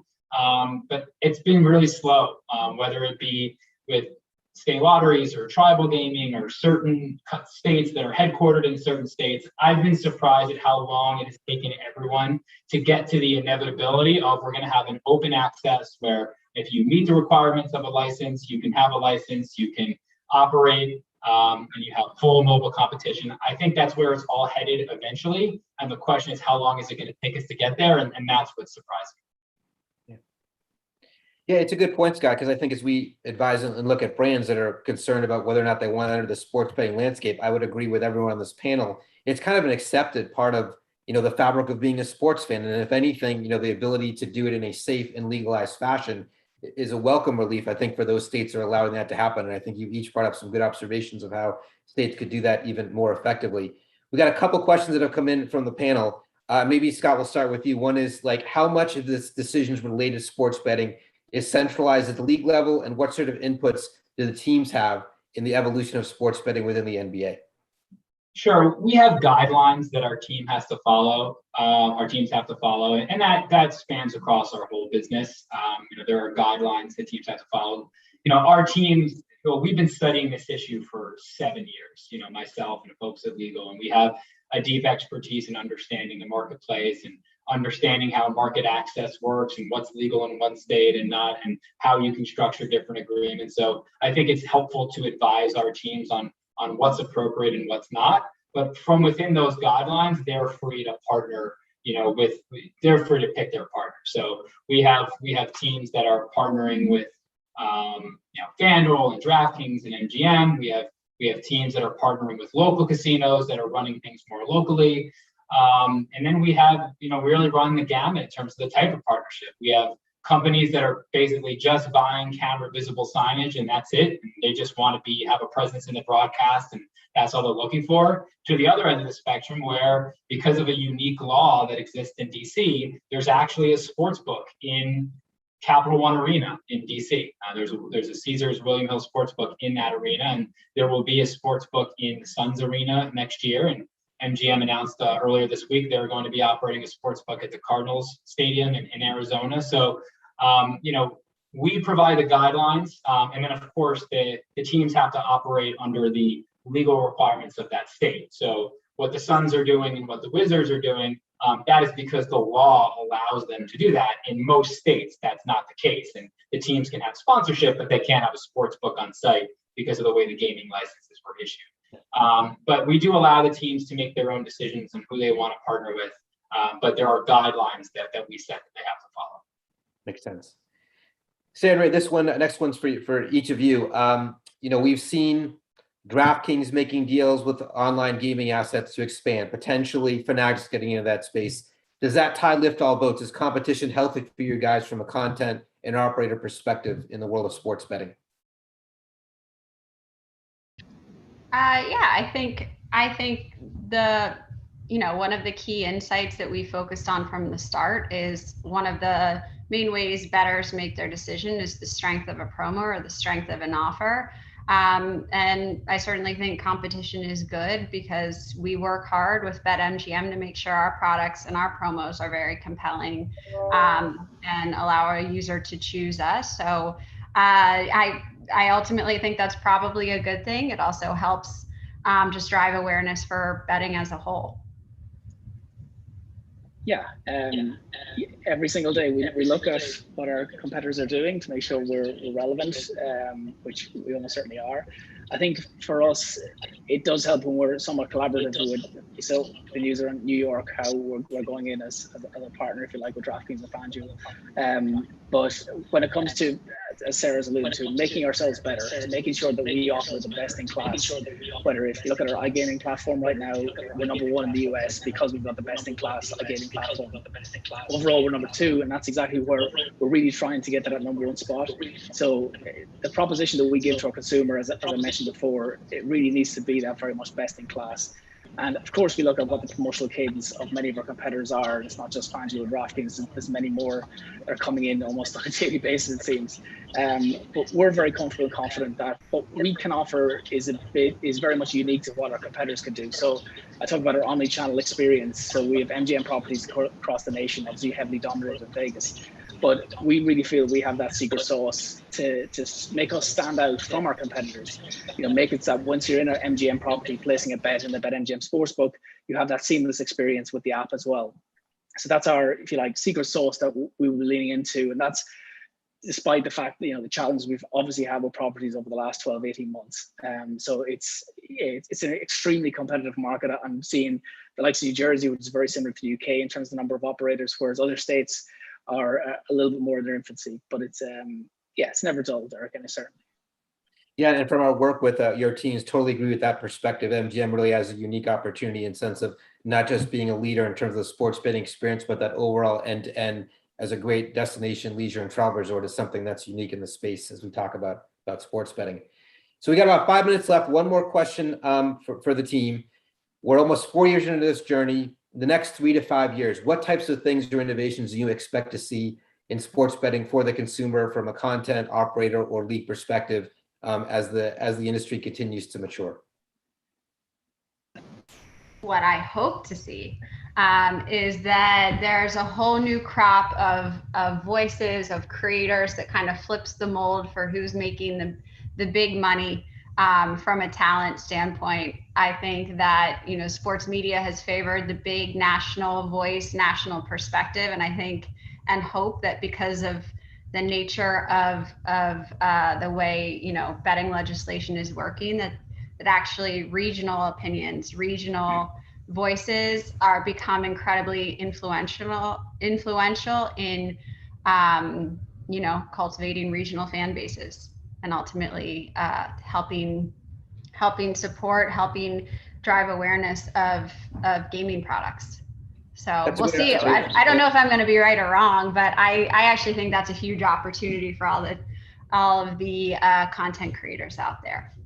It's a great observation because you've all talked about, the importance of one-on-one marketing for the sports bettor.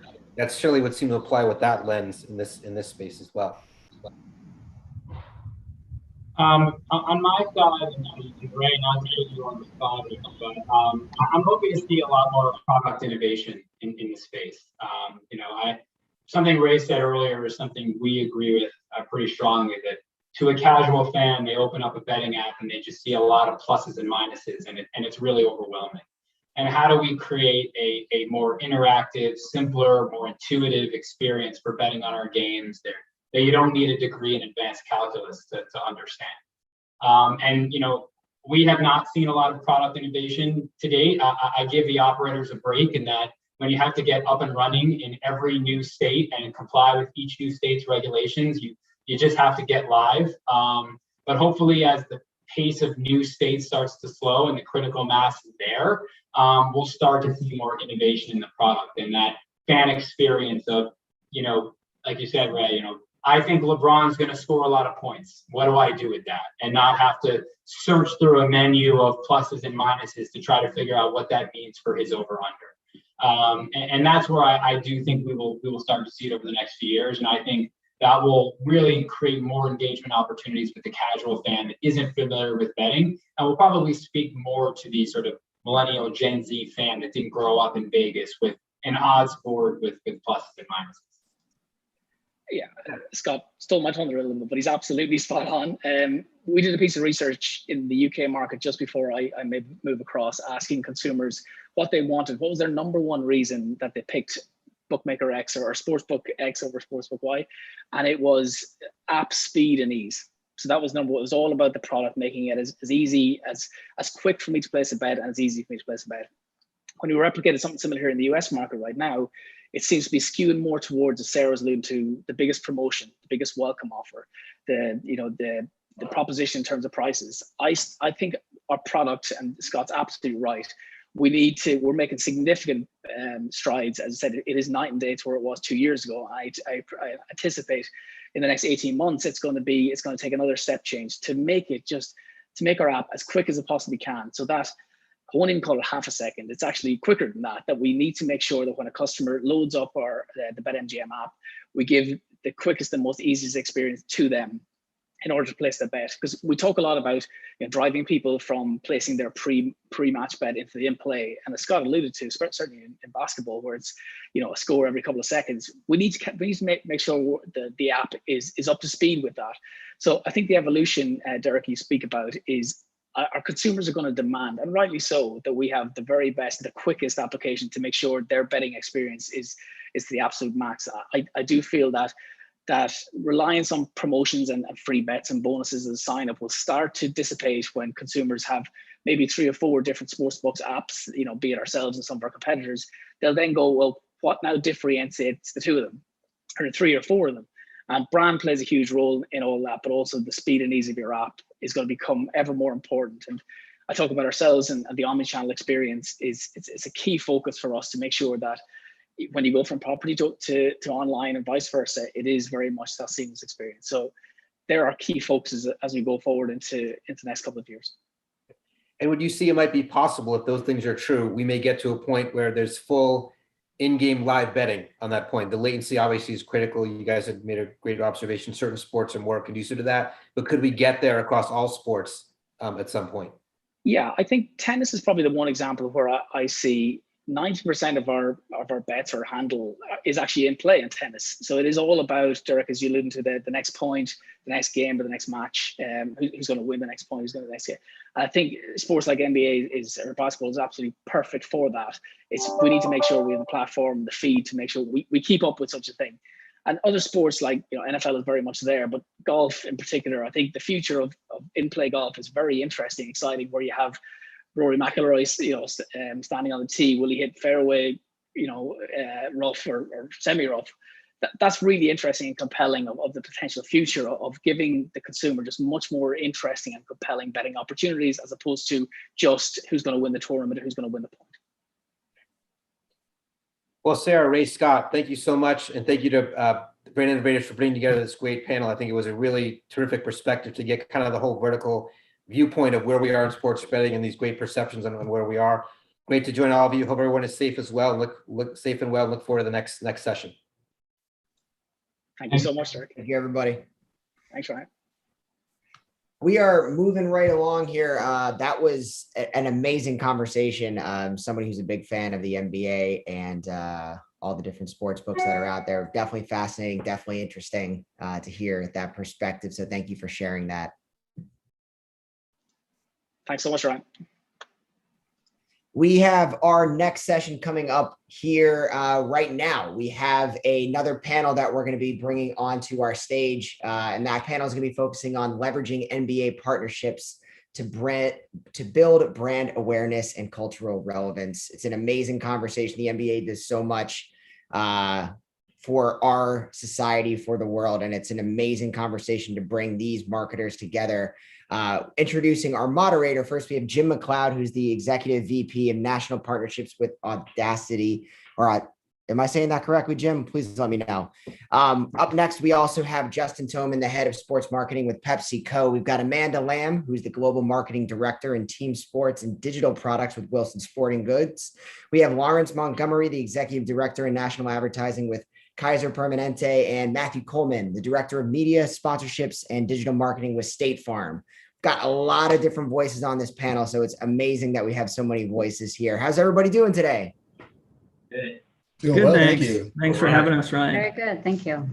Absolutely. I'm thrilled to listen into this conversation. It's definitely really timely and really important, so appreciate everyone taking the time out of their day to this. But Jim, I would love to turn things over to you to kick off our panel discussion. Yeah, thank you, Ryan. And it's Odyssey. So we just rebranded our company from Entercom to Odyssey. So people are still getting used to it. But welcome, everyone. Thank you for having us today. We have a great panel here in terms of leveraging NBA partnerships to build brand awareness and cultural relevance.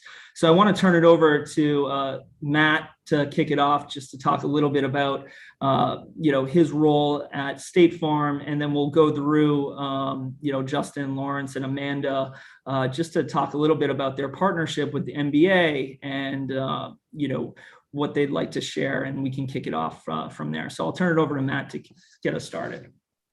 Okay. Well, hey everybody, my name is Matt Coleman. I'm with State Farm Insurance. marketing director responsible for media sponsorships and digital marketing. So our relationship with the NBA actually goes back to 2013. And that's at a time where we were trying to focus on fewer, bigger, and better sponsorship opportunities. So in 2015, we actually became the official marketing partner of the NBA, WNBA, G League, and USA Basketball. So that was a really exciting milestone for us. In 2017, we actually added our stanchion signage, which has been a huge brand exposure opportunity for us. In 2018, we then signed an 18-year naming rights deal with the Atlanta Hawks for the State Farm Arena. And we've done some really cool things there that we're gonna, I think, spend some time talking to you about later on in the session. So, we've realized so many benefits of being a partner with the NBA, and I'm just excited to be here to be able to talk about some of them. Great, Justin. Yeah, hey everybody, Justin Tillman, head of sports marketing at Pepsi. So psyched to be on this panel with everybody, some of the best in the business here. So happy to be part of it. So I run sports marketing at Pepsi, oversee everything that we do in sports, and I think I'm one of the luckiest people in the industry getting to work at the intersection of some pretty fun brands in Pepsi and Mountain Dew, and the intersection of some pretty big sports platforms and properties, much like the NBA. So been working with the league now we're our 6th season, which is crazy to think that it's been this long, although I guess in the scheme of things, it hasn't been all that long. So we're in our 6th season. I guess this coming October will be our 7th season. So we're really looking forward to that. But we've been in basketball at the NBA level with largely team partners for over 30 years. I think some of our longest team partnerships go back 25, 30 plus years. So we have a long history in the league, mostly at the team level, more recently at the league level. And then we have some great player deals. We've had many great player deals over the years. We've worked with some of the biggest names in the business. On our Gatorade side, obviously, Michael Jordan in the past. Shaquille O'Neal has been part of some of the things we've done over the recent history. And now I would say we have a great roster of athletes we work with both on the NBA and WNBA side. Some of the highlights are Asia Wilson, Zion Williamson, and obviously LeBron most recently earlier this year. So we have a long and deep relationship with all facets now at the league, team, and player level. Great. Lawrence? Yeah, hey everyone. Pleasure to be with you. Lawrence Montgomery. I lead our national advertising work at Kaiser Permanente, which is inclusive of our sports marketing work. We've had deals with various teams across the NBA, with the league itself for the last 7 years. And then we've had multi-year deals with the Sacramento Kings, past Atlanta Hawks, Golden State Warriors for a number of years. It's been quite a just great partnership on many levels for our organization. Happy to get into some of those case studies with you all today. One tidbit, just remembering going back to our time working with Steph Curry when he was a rookie. And inviting him out to do cooking demonstrations in malls, and literally had to publicize and struggle to get people to attend. And now we can't even publish when he's visiting a hospital because the hospital will be overrun. So quite a different landscape. That's great. Amanda? Hi, everybody. My name is Amanda Lamb. I run marketing for our team sports division at Wilson, which is inclusive of basketball, football, soccer, and volley. I can say that our partnership so far is measured in days, not years. So I think we're official day 41 today. We became official with the league as a partner, the official ball out on the courts on July 1st. Although we have been, I should point out, with the W all season. So really excited to be out on the court and joining all of you folks here on the panel. We were, little fun facts as well, we were the ball for the first 37 years, and we're coming back after 37 years. So 37 is definitely our magic number. So thanks for having me. Congrats. That's awesome. As you guys think about your NBA partnerships, I think it would be helpful to hear from you guys just about, your strategic objectives with your partnership. Justin, obviously you guys are front and center in terms of being culturally relevant. You think about, what you guys do in the NFL, you think about what you're doing with Mountain Dew in the NBA. Talk to us a little bit about how you view your partnership with the NBA, specifically around Mountain Dew, and where you're going with it. Yeah, sure. It's really simple, but yet hard to execute, I guess. And so we are relatively early on in this cycle, going into our 7th year. But really it boils down to two things. One, establishing awareness first and foremost. It's like marketing 101, really. Establishing awareness with the NBA fans of Mountain Dew and the fact that we are an official partner. And then while we're doing that, if you can do two things at once, it's trying to build that awareness in a really relevant, authentic way with the NBA fan. I think the NBA and the culture around basketball is like nothing else. It drives larger pop culture in a way that I think few other things do. And so we want to be respectful of that, yet be a part of it. And if we do it right at our best, hopefully we can even help create a little bit of it. So Mountain Dew is a $9 billion brand, but it's so funny if you look at a map of the brand development, we're really highly developed in the center of the country and very low development in the coast and many of the larger urban areas, Houston, Chicago, LA, New York City. So we know the NBA tends to over-index on the coast and in major cities. And so that's really what we're trying to match up with this gap in the Dew brand development with what is a strength on the NBA side. So we're trying to build that trial awareness first and foremost, and then trying to use things like our Mountain Dew 3-point contest, which is one of our really great scale national platforms that we have with the league deal, trying to use that to not only build that awareness, but do so in a really fun, engaging, relevant way with fans. I think we've done that decently over the past 2 years.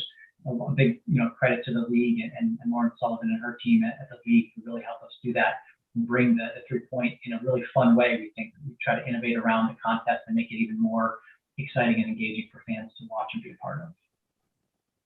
Awesome. Matt, as you think about State Farm, obviously local communities are super important to you. Your 19,000 agents that you have all across the company. Talk to us how you think about that in terms of your NBA partnership and how you bring that to life. Yeah, it's interesting because our objectives are very similar to what Justin just shared, right? So we're trying to drive unaided awareness as well as overall brand preference. And our relationship with the NBA helps us do both of those on a national level. So we're able to scale and amplify brand messages in contextually relevant environments. So if you think about some of the things that we do with the NBA and the draft as a presenting sponsor for the draft, gives us a great opportunity to do that there. And then just as we have an opportunity to create custom content and meaningful integrations, those give us a chance to engage our target demographic in new and exciting ways. I think an example of that might be, some of the things we did with Bleacher Report and Game of Zones, because you have access to NBA IP, and it gives us an opportunity to do those types of things. So it's a little trickier at the local level. So we have 19,000 State Farm agents, and probably the best example that we have in terms of agents being able to leverage what we're doing nationally is with our relationship with the Hawks. And so there are a number of things that we do in partnership with the Hawks within their community. And so we have our local agents that have a chance to engage there. It's a little more difficult at the national level, given some of the limitations we have in terms of how we can leverage NBA IP. But that said, our agents are fully aware of the campaigns that we execute, very excited about the opportunities that we have with the NBA. Our partnership with Chris Paul as well as other NBA talent and celebrities over time. So this is meant for a great opportunity for us, both at a national level and at a local level. Awesome. Obviously, authenticity is super important to what you do, and leveraging players locally as well as nationally. I know, Lawrence, for you guys, that's a focus. Why don't you talk a little bit about how you leverage that across the NBA? Yeah, Jim, absolutely. And, just tagging on to Justin, Matt, it's the scale and relevance that really brings home what we try to do in our build preference with the NBA. We do a lot in community already. I think, last year we did something in the neighborhood of 3 billion philanthropic dollars nationally. But I can say the work that has the biggest spotlight on it is a lot of the work that we do with the NBA. It's just the difference between, hey, we can go into a school and educate about, any number of things, physical activity, nutrition, you name it. But when we do that in partnership with the NBA, the scale just goes up, right? The relevance goes up. You have news crews that come out. You got players involved. You just got a whole nother level of excitement, which is what brands are really looking for, right? And so that's really for us the difference in kind of what we do with the NBA and without. That drives our strategy. Like Matt just said a moment ago, we're about building preference, right? At the end of the day, we want customers to prefer Kaiser Permanente as their healthcare provider. And being able to identify stories, to build stories in an authentic, culturally relevant way is really, I think, what attracted us most to our NBA partnership. When you think about the intersection of sports and culture, probably more so than any league in the past decade plus, the NBA has its finger on that pulse. And so there's been a number of times when the NBA has been kind of a front runner on a cultural trend or other kind of insight that we've leveraged to better reach our audience, to more authentically reach our audience. And that's really what we look for, the ways that we can tell stories that make sense for our brand, that make sense for our mission as providing high quality healthcare. Awesome. Amanda, on your end, obviously, there's nothing more important than the ball. I couldn't think of a more authentic ownership position for Wilson. You guys have been going through some changes in terms of focusing more from being a supplier to a consumer. You're partnering with the NBA on the first 100. Talk a little bit about how you're thinking about the partnership being so new to your sponsorship of the NBA. Sure. So I think ours is a little different because we're actually out there on the court. You mentioned it as sort of the tool of the trade, if you will. So one really big important sort of lever for this partnership is that we get that play with the pros play message back. We have that on the football side, but we've been missing that for 37 years on the basketball side. So it helps us not only grow our basketball business, but really connect with young players. And that's really important from a credibility and authenticity sort of trigger. The second piece of it is for the last few years, we, as a 100 plus year old brand, we've kind of set out on this mission to matter as much off the court as we matter on the court. And so you guys have, I think, all said it at this point now. The NBA plays in pop culture. It plays at the intersection of sports and culture. And for us, this was really just kind of the magic, I suppose, ingredient to really complete our basketball offering. So we're super excited about just the stories we'll be able to tell, the extra authenticity that it brings to us as a brand. And it just really kind of completes our entire basketball story. Great. As you guys think about storytelling, obviously, it's so important to what all of you guys do through the lens of whether it be players, through the lens of local, national. Talk to me a little bit about how you guys think about storytelling across the NBA, through your activations and how you do it, frankly. Is this a question for Wilson? Yeah, in general, but yeah, you can take it. Okay.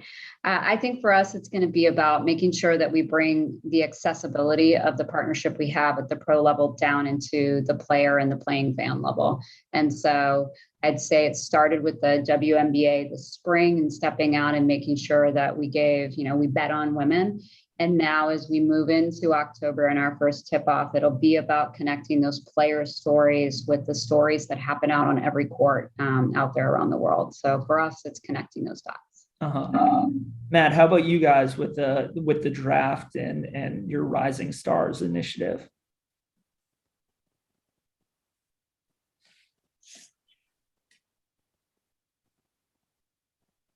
Can you guys hear him? Sorry, guys. It's okay. Having a rough time with the technology today. I don't know what's going on. With the draft, it's, you mentioned earlier that we're a presenting sponsor with the draft, and with all this new talent that's coming in, this is talent that's being recognized at a very early age, right? So while maybe a casual fan is maybe new to some of the talent that's up and coming, maybe some of your more hardcore fans have an idea of who these kids are when they're 16 and 17 years old. So we know that we have a pretty varied audience that's watching that programming, and we want to make sure that as we are showing up in events like the draft and in other spaces, that we're doing so in an authentic way, in a way that really resonates with the viewers. And again, we know that those viewers range from those who are more casual to those who are maybe a little bit more engaged. But hopefully we're doing so in a way that that grabs their attention, is entertaining, and helps with consideration down the line. Great. Lawrence, you mentioned your relationship with Steph early on, and you're locking him in as a rookie. Do you guys think about that today in terms of identifying players, getting them before they become stars and going along that journey? Yeah, we're very careful with our spokesperson kind of engagements. Typically we do want to see someone that's had a little bit of longevity in the league, has developed kind of their brand themselves, and make sure that brand matches up with where we're trying to go. I'd say, we're loosening up on that a bit, but yeah, some of the best relationships that we have on the player side, and even the team side, I would say, happen, well before kind of the stardom moments. Everybody wants to partner with the team after they won the championship. But it's almost too late at that point, right? In a lot of ways, because there's so much that goes into the development of a relationship, of a partnership that needs to be built. And so, the best partnerships kind of are making, the best connections in the good and the bad times, whether it's, I think, players or teams. Mm-hmm. Justin, on your end, obviously team relationships are important. You have your national footprint as well. Talk a little bit about how you think about that in terms of identifying players, how you activate around that, just across the board. Yeah, no, it's we have a kind of internal slogan that's nationally great, locally even better. It just kind of goes to saying, hey, let's get the right things nationally. What are those fewer, bigger, better national platforms that you can really come in and own, and then populate them and activate them in really locally relevant and impactful ways. So if I look at something like what we have with the 3-point contest and Mountain Dew, we came in and as we talked about, the 3-point contest and was that a viable platform for us, we really looked at it across a few different filters, and we kind of use this framework that we call ownership and influence. And basically, is this a thing that we can legitimately and have a right to come in and own? It's Mountain Dew. And can we own that in partnership with the league?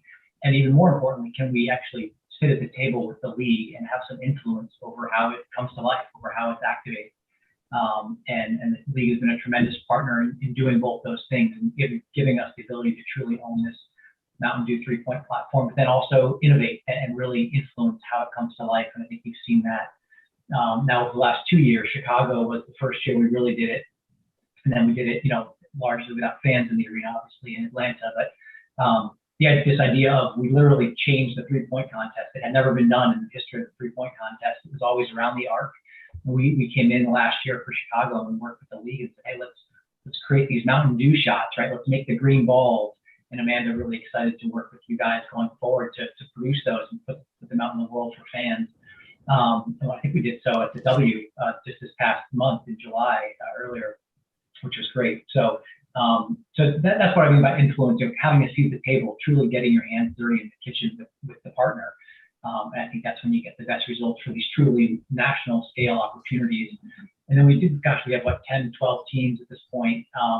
And I think you find that teams and players are just a true passion point of fans, right? I think nobody would deny that. When you do something with LeBron, it immediately gets noticed. When you do something with Steph, to your point, Lawrence, or when you do something with Zion, it immediately gets noticed, and fans are so passionate about it. And you have to respect that, because I guess it can go both ways. Either they love it, or you hear about it if they don't.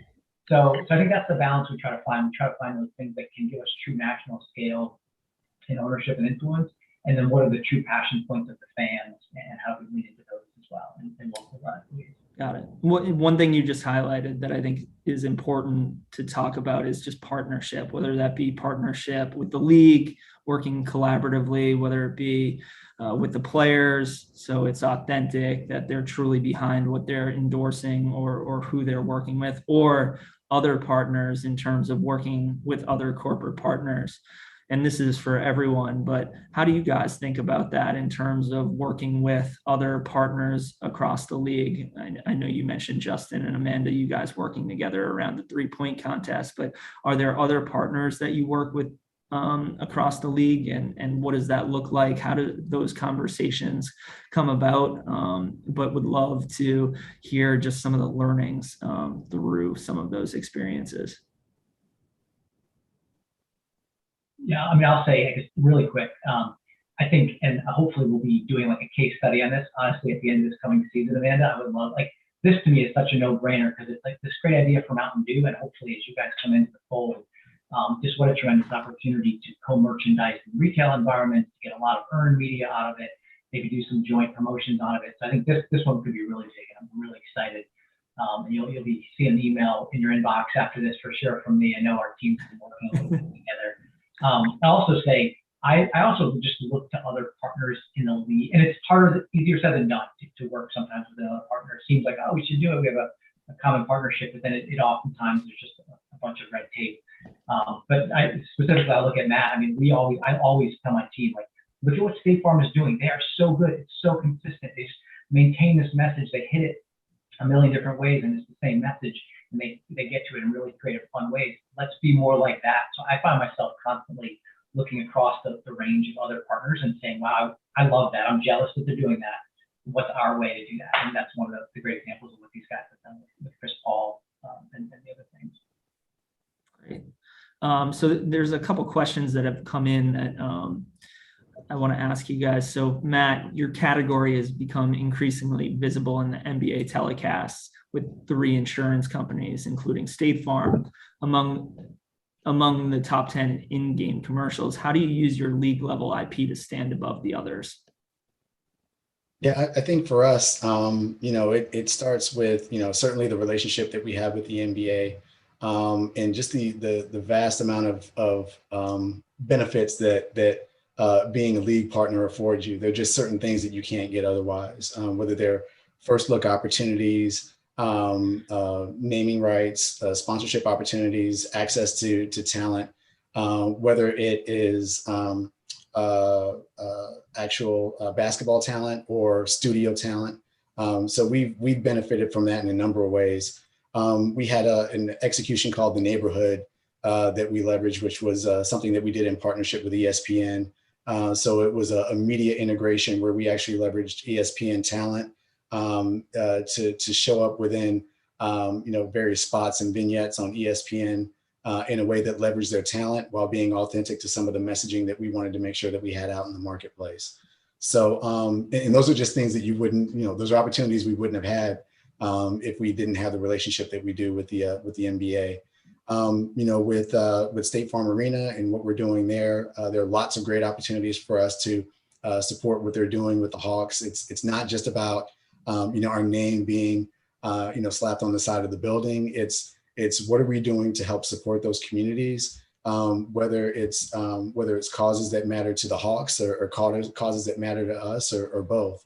And we've been able to do some really cool things there in terms of supporting HBCUs, providing COVID relief and support within the State Farm Arena. So, the doors really start to open when you have a relationship like this with the NBA. And we have other sporting relationships where we're not presenting sponsors, and you can tell the difference in terms of what you're able to have access to and to be able to leverage. And the encouraging thing for us is that we have partners in the NBA who are willing to try new things, right? And willing to push us to go in different places that we haven't before. And I think for both of us during COVID-19, we've had a chance to experiment quite a bit, and I think we both benefited from it. Great. You've all highlighted to a certain degree, your social influence. Obviously, cultural relevance is so important today. Giving back is so important to all of your different organizations. Talk to me a little bit about how you guys think about social influence in your organization and throughout your activation. I'll turn it to Amanda. Sure. So I think last summer when we kind of inked the deal, what it did is allowed us to, the partnership with the league, I should say, to step back and think about who we wanted to be in the basketball space. You don't really get those inflection points, I think, where your entire category strategy is sort of thrown up in the air and you get to reshuffle the deck. So for us, that was one of the main reasons as we built our campaign out, we wanted to make sure that there was a social impact message that came through, especially as we were starting out in our first year. And so we landed on this campaign idea, which was all about inclusivity and family, and has really become the cornerstone of how not only we approach the WNBA, but we'll approach the other leagues under the portfolio. So I think it's, in some ways, we freely admit that we weren't the most woke brand in the last, say, 18 months, and we have awakened. The NBA just accelerated the progress we have made because it has kind of inspired us at every turn. And the league, I'll echo a couple other comments from some of the other guys. If you can think it and they're willing to partner and be innovative. And I think that's what's really benefited us from the start, particularly in this space. Great. Lawrence, how about on your end as you guys think about social influence? You talked about it a little bit, you're doing your Thriving Schools initiative, but talk about your ability to activate in those communities in a positive way. Yeah, what I appreciate about the partnership with the league is our ability to enhance what we already do. And so we have, a few big initiatives that we connect with league-wise. One is our Legacy Project, and Matt and State Farm is a partner with us on, in the finals cities where we have the NBA finals. We go in, we select a location, whether it's the Boys and Girls Club, an after-school program, and we just kind of love on that location, right? Refurbish the gym, refurbish whatever they need, provide computers, technology, and it's a way that we can both be in that moment, right? The NBA is playing a game right there, and we can leave something there that's going to be around for the next couple of generations to come. And what we try to do at KP is try not to have those be a one-off, and the league supports us in that. And so connecting that type of initiative back up with what we're already doing, whether it's, getting nutritionists in schools or some other program that we have, it just makes a whole lot of sense for our brand and our storytelling. And we also have something we call the Community Assist Award, which is another way for us to keep bringing our mission and our values up to the forefront when we think about this partnership, right? Every month during the season, an NBA player is awarded a Community Assist Award for doing great social impact work in their community, right? Whether it's the city they play basketball in right now or where they grew up. And we just love how the players take that seriously, how they go after that award, how they are truly dedicated to trying to make their communities better. And for us, it just couldn't be a better fit with our brand and the messages we're trying to put out there. Great. Matt, how about on your end? Yeah. So, as you think about, the events over the summer, social justice issues were certainly top of mind and continue to be, frankly. And State Farm has been very active in the African-American community over time, and we just haven't really done a good job of telling our story. So, Chris has this social justice fund that we've supported over time, and we were probably a little bit more visible in our support for that this year. We also partnered with Chris on a television spot called Voices, where it was kind of a vignette where Chris did a voiceover with a black and white footage, talking about leverage the platform you have regardless of your platform in order for your voice to be heard, and then you hear other people chiming in that are kind of sharing that same sentiment, and we actually aired that during games. And so that was one way that we leveraged our partnership with Chris Paul causes that we care about in a way that allows us to kind of voice that in a way that we normally wouldn't have, and do that nationally. As I think about our social influence, probably more at a local level, probably the better example I have there is our partnership that we have with State Farm Arena and the Hawks. And so, the Hawks established a community platform. It's called the Building Bridges Through Basketball. And that mission is to build safer and stronger communities for Atlanta's youth. So we joined them in their commitment to build 25 basketball courts in community centers within Metro Atlanta and the surrounding area. And so far, we've actually helped complete 4 of those renovations. So we're excited about the progress that we're making there. But in addition to that, the Atlanta Hawks do some really great things, even outside of basketball. So they help with meal drives. So they had a million meal pack that we've been a part of. And I mentioned earlier that they were very active in terms of supporting vaccinations for COVID-19. So it was an actual vaccination center for a time, and we partnered with them on that. So we've had a variety of ways, both nationally and locally, that we've been able to partner with the NBA and its affiliates to help provide support for the causes that they care about and those that are also true to our brand values. Great. Justin, how about you guys, and how do you guys think about it in terms of supporting some of your athletes that you work with?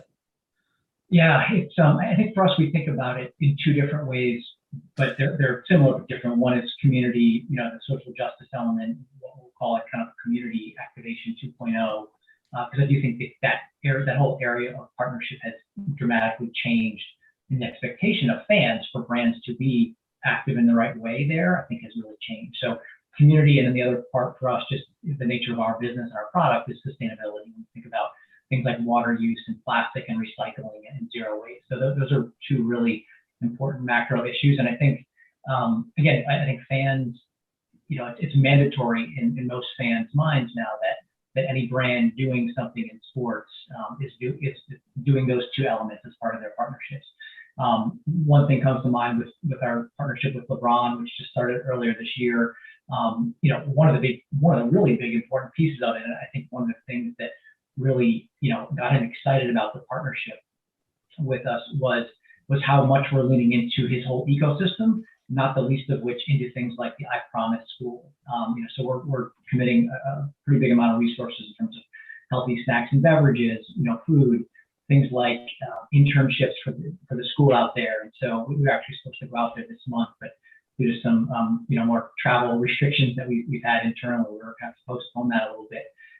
But part of it was just to see that school and to see how we can help and kind of help him deliver on that mission that he has and has built.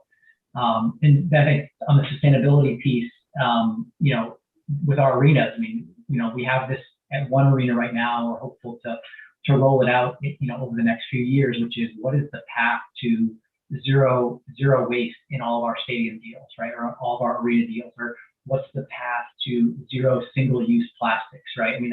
That's the goal, and eventually, I think all of our probably 70 or 80 stadium and arena partnerships throughout all sports hopefully will be there, and we're trying to find the right test cases to get there. What's that 3 or 4 year journey? Because you can't just snap your finger and the business changes overnight, but we know that's where we need to be. So it's definitely an imperative part of every new deal that we do, both the community and the sustainability piece. And I think there's a lot of eyeballs to make sure we get it right. Yeah, and one of the things you just mentioned in terms of COVID, obviously that's affected all of us in a major way over the last year. How has it changed your outlook? I'll kick it to Lawrence in terms of how you activate. Yeah, and I'll just tell a quick story. So Justin talked earlier about Chicago All-Star 2020. And I remember being there and having a few interactions with the NBA and TikTok. And I had, to this point, had heard about it, but I hadn't downloaded, I hadn't brought in. And I think it was at the Tech Summit, and while folks were up on stage, I finally downloaded the app. And then I had a few more interactions. I got to meet people throughout the weekend. And I was like, oh, wow. The engagement on this thing is incredible. But it was one of those just examples of the NBA being on just a leader on integrating this. I was skeptical, like what the heck does TikTok have to do with basketball and these influencers that you guys have here? Fast forward a month later, we're all in lockdown pandemic, and my leadership is saying, Lawrence, how do we reach a younger audience? We got to reach these young people, tell them to wear their masks, stop partying, all this good stuff. And I instantly just thought of TikTok and the NBA, and drew up a partnership within weeks. I mean, literally it was like 10 days, and we had a program, a campaign up and running.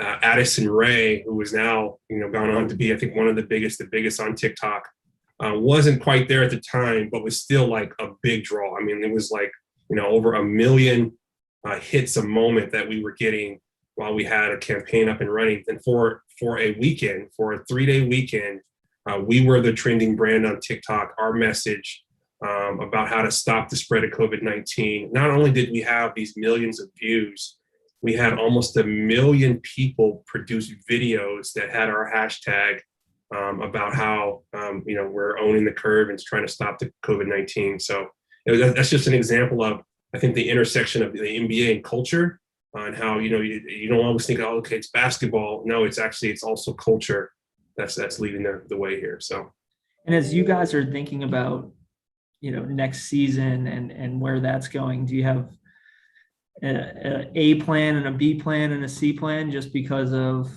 all the uncertainty around it? Yeah, the good thing is, yes, and we all kind of know how to operate now in COVID times, right? When this first hit, we were like, whoa, what do we do? But now, yeah, we actually have our activation plans, and we have our fallbacks, right? We got our best case scenarios and things that we'll make adjustments on. Now, the great part about the league right now is their ability to anticipate, and our account team being able to work with us, make adjustments where necessary, and everyone having the same goal in mind, right? We still want to reach our audiences. We still want to make an impact. We still want to be relevant. And so, if we have to adjust one of our assets to this over here, we kind of know how to do that and still align it up with our mission. Yeah. Amanda, how do you think about that as a new partner going into the season? Yeah, so we're kind of planning for the best case scenario just overall, because we know we'll eventually get there, though we're dying to get out there and activate. So just like Lawrence, we've got a plan B as well. But for us, I think it's just getting out as much as you can in front of the consumer to deliver that message. I had the opportunity to go to the WNBA All-Star game and to just see sort of that Mountain Dew ball, kind of out there on the court. Like, you see your product for the first time, and I think consumers feel the same way. It just leaves a lasting impact. So I think it's a lot of plan B planning, and also just planning for the best case scenario, because we're all going to get back out there eventually. And so that's how we're kind of thinking about things right now, just because everything for us is new. And so I might as well build it this year and use it in 2022 or 2023. So I guess that's been our approach as we sort of wade through the waters. Great. Justin, one thing I think about with the Pepsi brand is how opportunistic you guys are. And so in terms of planning, I know we've talked a little bit about how you guys are thinking about serving Pepsi products in arenas differently, but also how do you balance that with, being able to pivot and capitalize off of those cultural moments that are happening in real time? Yeah, it's definitely, we're evaluating all of those super tactical things that just, we have this like 3 kind of pronged strategy, if you will, like this idea of anchoring ourselves and our brands in the arena and doing what we need to do to sell our product and make sure consumers and fans have a great brand experience, activating the marketplace, which for us is, retail in any individual market, and then how do we amplify those activations and not just reach, again, 20,000 in an arena, maybe not just 200,000 in the market, but truly 2 million, 20 million, 200 million, whatever it might be, out in the viral, world. So we were looking at it through those 3 lenses, and we're trying to say, okay, how do we anchor ourselves, and what are the new fan habits? Is everybody going to be ordering from their seat? Do you want a fountain drink that has an open top, or do you want a bottle and can, which you can open and close, more safely? So there are really tactical, operational things we're working through with each of our team partners. And then in the kind of, making sure that we're keeping an eye on that third, kind of lens of the amplify, which is really using media technology, content to tell those stories, to Lawrence's point, find the right stories to tell and be a part of it. And kind of having your finger on the pulse, like what are those really culturally relevant things that are going on, and how can your brand be a part of that, or even, I guess when you do it best, create something. I mean, if I think way back to what we did with Kyrie Irving, it was the Uncle Drew stuff, and we just literally created that character with him, and it became culturally relevant. It started as a viral video, became a 30-second spot. Actually, we ended up creating a movie with him and Shaq and a whole host of, A-list celebs. So I think when you're at your best, you can actually create that culture. More often, it's finding those right cultural moments. Like we don't have a partnership with him, but Steph Curry, when he won the Mountain Dew 3-point contest, and he's sitting there holding our ball, talking to the reporter afterward. You couldn't have asked for a better platform to have the green ball and Mountain Dew front and center in that story. So we try to keep an open mind and really have the kind of strategic process in place to jump on those moments when they happen. Mm-hmm. Matt, I know we talked about fan engagement. Talk to me a little bit about your view on fan engagement in this COVID world and going forward. Yeah, well, the first thing I want to do is get Lawrence's playbook for how he got TikTok on board in 10 days. I need that playbook ASAP. No, I think it's what everyone just shared, right? It's how do you leverage some of those digital capabilities in order to engage your consumer where they are, right? It's Gen Z, millennials, Hispanic, African American. You have the LGBTQ element that's there now, and you're wanting to make sure that you're reaching those consumers in meaningful ways. It can be at times difficult to do that within your own platform, right? Does anybody really want to come to statefarm.com or to State Farm's Instagram page to interact with us? Or are they going to be more apt to interact with us on the NBA's Instagram page or the NBA's TikTok page, right? So for us, we, due to COVID, we had to make some adjustments during the playoffs and the finals this year, where we didn't. We still had on-court presence, right? So we still had our stanchions and we had on the court and signing throughout, right? And which is all great, and we want to make sure that we continue that.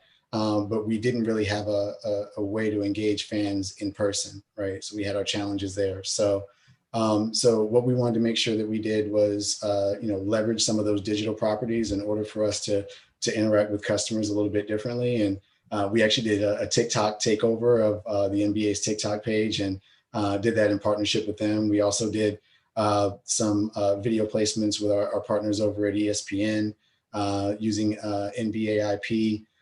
We also leveraged through United Masters talent there in order to come up with lyrics and like custom lyrics and custom tracks to really highlight what we're doing with our Surprisingly Great Rates campaign, because that's still something that we're trying to promote. So I think more than anything, it's just making sure that you understand who your audience is, where your audience is, and the best way to engage with them, knowing that some of those face-to-face and physical interactions are just going to be tough when it comes to COVID. Yeah.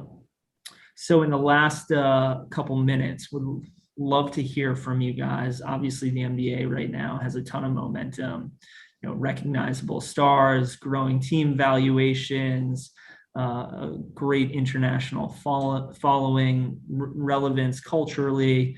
Where do you guys see the biggest opportunity as you go into the 21-22 season for your brands? Amanda, I know you're a new partner, but would love to hear your thoughts, and then we'll kick it around. Sure. I think for us, it's probably unlocking a global business. So we were primarily pretty US, North American centric. And so what the NBA essentially does is unlock the rest of the world for us at scale. And so if we're doing this right, which adds a little bit of pressure, right? You build out the right marketing capabilities in those markets to step up and kind of, I suppose, take a hold of that opportunity. So for us, it's global growth. And it's also just I think we said it, marketing 101, we've got to get the awareness numbers up that we've come in and taken over this partnership. We have to be creative and disruptive in how we do that. So a lot of, I think, really fun marketing sort of executions ahead of us in order to make that happen and make that happen on a global stage as well. Great. Lawrence? Yeah, so as all of my peers have said, I mean, the NBA has the scale, but that doesn't mean the marketing's automatic, right? And so there's still a lot of work that has to be done to make sure that you are matching up and aligning right at that intersection of your brand and what the NBA brand has to offer. And so that's really where we earn our way, if you will, and where my team is focused right now on how do we dial up that authenticity, right? We don't just want to slap the NBA IP on our marketing stuff. We want to tell those stories that really make sense to the consumer, and they're like, aha, I see how Kaiser Permanente is helping this thing that I love so much come to life. And the NBA couldn't have done it, without Kaiser Permanente. So that's where our future lies. And I think as the NBA brings on more partners, great. It'll be even more incumbent on those partners to make sure that they're aligned with their own brands. Good. Matt? Yeah, I think for me, I'm just really excited to see all the new partners that are coming on. And Amanda, congratulations to you and Wilson for being on board. I think that's really cool for you guys. We talked about the intersection of sports and culture, right? And so you think about sports, music, fashion, gaming, just all of those things the NBA is right in the middle of all those things. So I know for me, I'd like to see State Farm just explore more opportunities to collaborate with like-minded partners to kind of realize synergies between our brands. I think the example that Justin and Amanda shared with the Mountain Dew basketball was a really good example of that. We've done some of that. I think we have, with just a variety of new partners that have come on here recently, an opportunity to do more of that. And I'm just going to put this out there. I would love to see Jake in a pair of Louis Vuitton khakis, if we can make that happen. Love it. Justin, close us out. That's awesome. I love that as well. And it spurred me thinking, like, one of the things that I candidly don't have in my deal, but now I wish I did, is deals going forward, which is everybody has different various funds, the media fund, an activation fund, or whatever, player fund. We should have a fund in each of our deals that is, goes toward working with another partner. I think that would be a great idea. And I would be absolutely using that money with you guys right now, man. I know we're going to be working together, but a ton of momentum behind the league. Like you said, I think the NBA and basketball influences greater pop culture like not much else does. So it's a tremendous place to be. And as a marketer, it's just a fun place to be marketing from. I think two things for us is I'm really excited to really build out and hopefully better establish this ownership and elevate the three-point contest. We just think there's so much runway there to have a lot of fun with it. We've only just really scratched the surface with what we've done to date. And so I think we want to get a few more years of consistency and really elevating that to see where it can go. And the other one, which I'll talk about a little bit, is data. I mean, the NBA has such great data capabilities and resources, and we've really tapped into that with our most recent contract with them. I mean, the data piece of our contract actually takes up a significant portion of the number of pages in the contract. And it's all about how can we work together and do the right, conduct the right data initiatives. And get a big data fund as part of it. And this money is going to go toward building and executing these data initiatives. And from that, we hope to, get a much better understanding of who the NBA fans are, who are the fans that are going to be, wanting to hear from us and better target and segment them and then serve them up more relevant, personalized messaging. So there's a huge work stream going on with the league about better leveraging your data and making sure we're using it to be more efficient and find value for our brands. Great. Well, thank you guys for your time. I wish you guys the best of luck and look forward to staying in touch. Thanks, Jimmy. Thanks, everybody. Thank you. Thanks, guys. Thank you, everyone, for that amazing conversation. It's crazy how fast our day just continues to just roll through. Jimmy did a terrific job moderating. Matthew, Justin, Lawrence, and Sarah, thank you all for being here. Really appreciate it. Thanks. Awesome. Well, we're cooking. We're moving ahead right now. We are red hot. We are rolling. And we've got another session coming up for everyone here in just a few moments. We're just bringing our speakers to our virtual stage. Up next, we've got my computer going slow. My computer's just heating up too right now. Up next, we've got Avi Zimak, who's the CRO and strategy officer with Maven, here to moderate our conversation with Lance Evans, who's the senior VP of sports and entertainment with MGM Resorts. We're going to bring both of our speakers to the virtual stage, and boom, they just appeared right here, right now, in front of us. Lance, Avi, how you doing today? Doing good. How you doing? Doing great. Hey, Ryan. Doing very well. Would love to turn things over to you since we're just a few minutes behind on where we are supposed to be in our calendar today. But Avi, I'll turn it over to you. All right. Thanks, Ryan. And hello, Lance. Good to see you again. Yeah, nice to see you as well. Let me just get a quick mic check. You can hear me okay? I can hear you just fine, Avi. Thanks. Perfect. I'm actually using my my computer speakers versus any pod. So glad you hear me. Thanks for joining me. This is obviously a pretty relevant topic for both yourself and me. By way of introduction, for those on the line, my name is Avi Zimak. I'm the Chief Revenue and Strategy Officer for Maven.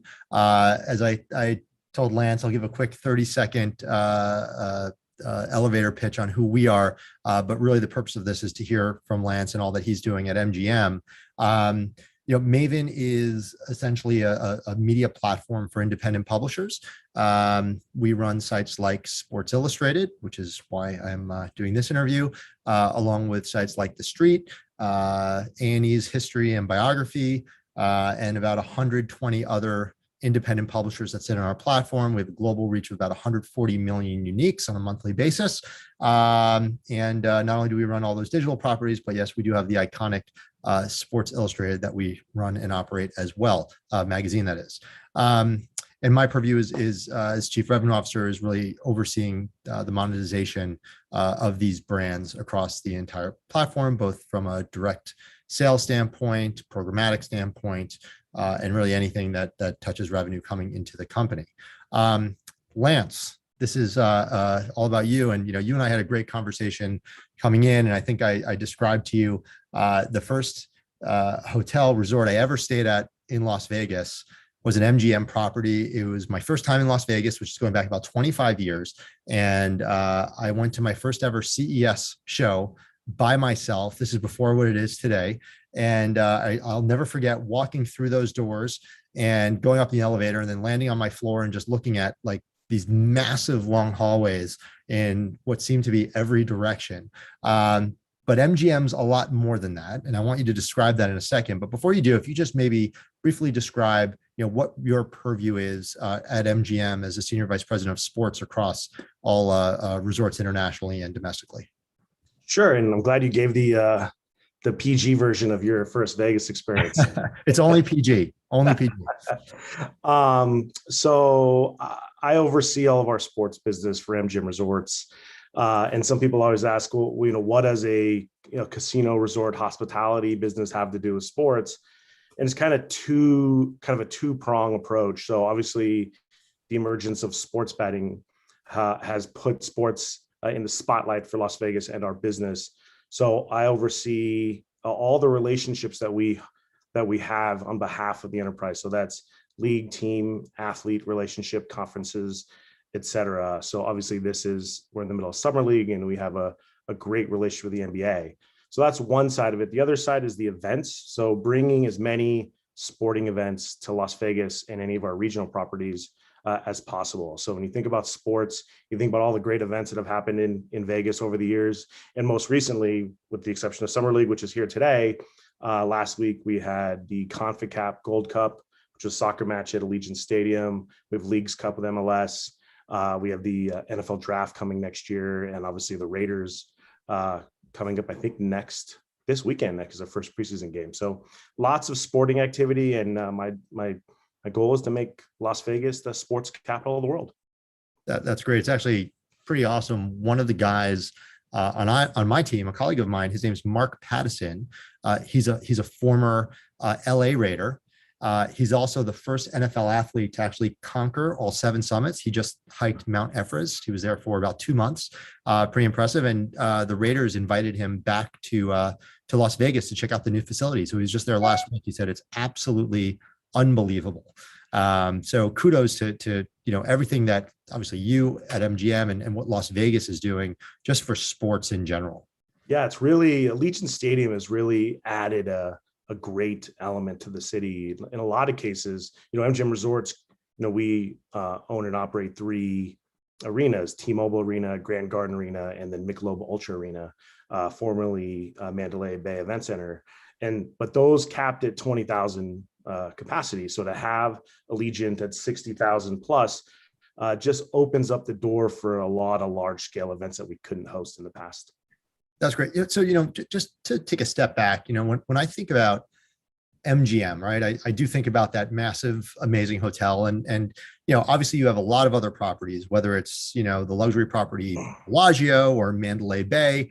But there are a lot of others, not just within, the confines of Las Vegas, but also domestically and internationally. Could you just maybe tap on, some of those other properties, not only in Vegas, in the United States and also internationally? Sure. I always tell the story that even my parents know. I've been at MGM for a decade, and I tell them I work at MGM, and they always think I work at MGM Grand.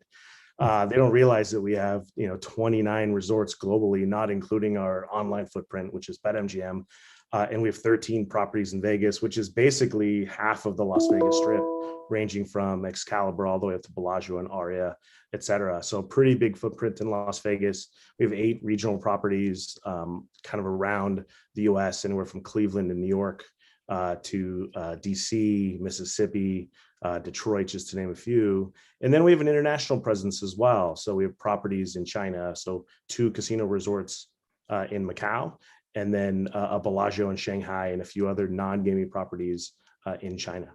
So and you mentioned that you were opening something in, I hope I'm not speaking out of school, opening a property in Dubai as well? Yeah, we have 3 properties under construction of Bellagio and Aria and MGM Grand in Dubai. So lots going on in our world. So exciting time. And we actually are applying for an integrated casino resort license in Osaka, Japan. So we're hopeful, and hopefully we're lucky enough to get selected for that bid. That's very cool. I mean, so I want to learn a little bit more about your land-based operations, but you're also doing some non-land-based things, right? Not just some, a lot. One that intrigued me obviously was MGM Bets. Selfishly and shameless plug, Sports Illustrated, we just launched a betting platform as well called SI Bets. And we're going a lot of other directions. We have an SI ticketing platform called SI Ticks. But MGM's been in the game certainly much longer than we have. But it's not just betting at MGM Grand, right? I mean, it goes well beyond that. So can you just talk a little bit about, whether it's betting or other non-land based operations that MGM is involved in? Sure. I think a little history would probably be helpful. Sure. For as far back as I can remember, Nevada was the only state that could accept legal sports bets until about 3.5 years ago when PASPA was repealed. So that was Professional and Amateur Sports Betting Act that prohibited sports betting on a state-by-state basis and or federally. So that opened up the door for states to start opening up sports betting across the nation, and it's being done today on a state-by-state basis. The first state was New Jersey, and I'm pretty sure to date New Jersey's now passed Nevada as the #1 sports betting state, which is impressive considering it's only been operational for a couple of years. So when you think about kind of the emergence of sports betting and iGaming in the US, it's going to roll out on a state-by-state basis. Today, we operate in roughly 13 states. There'll be more states that are being legalized. I think we actually have another 10 that have legalized but actually haven't started taking bets. So what you'll see on a state-by-state basis is sports betting and or iGaming, which is basically online casinos, opening up for bets which are controlled within the confines of their state. So bets are taken in that state. They have to be, it's geo-targeted and geo-fenced within the confines of that state, all with different regulations and rules and taxation, et cetera. So, but it's a growing thing.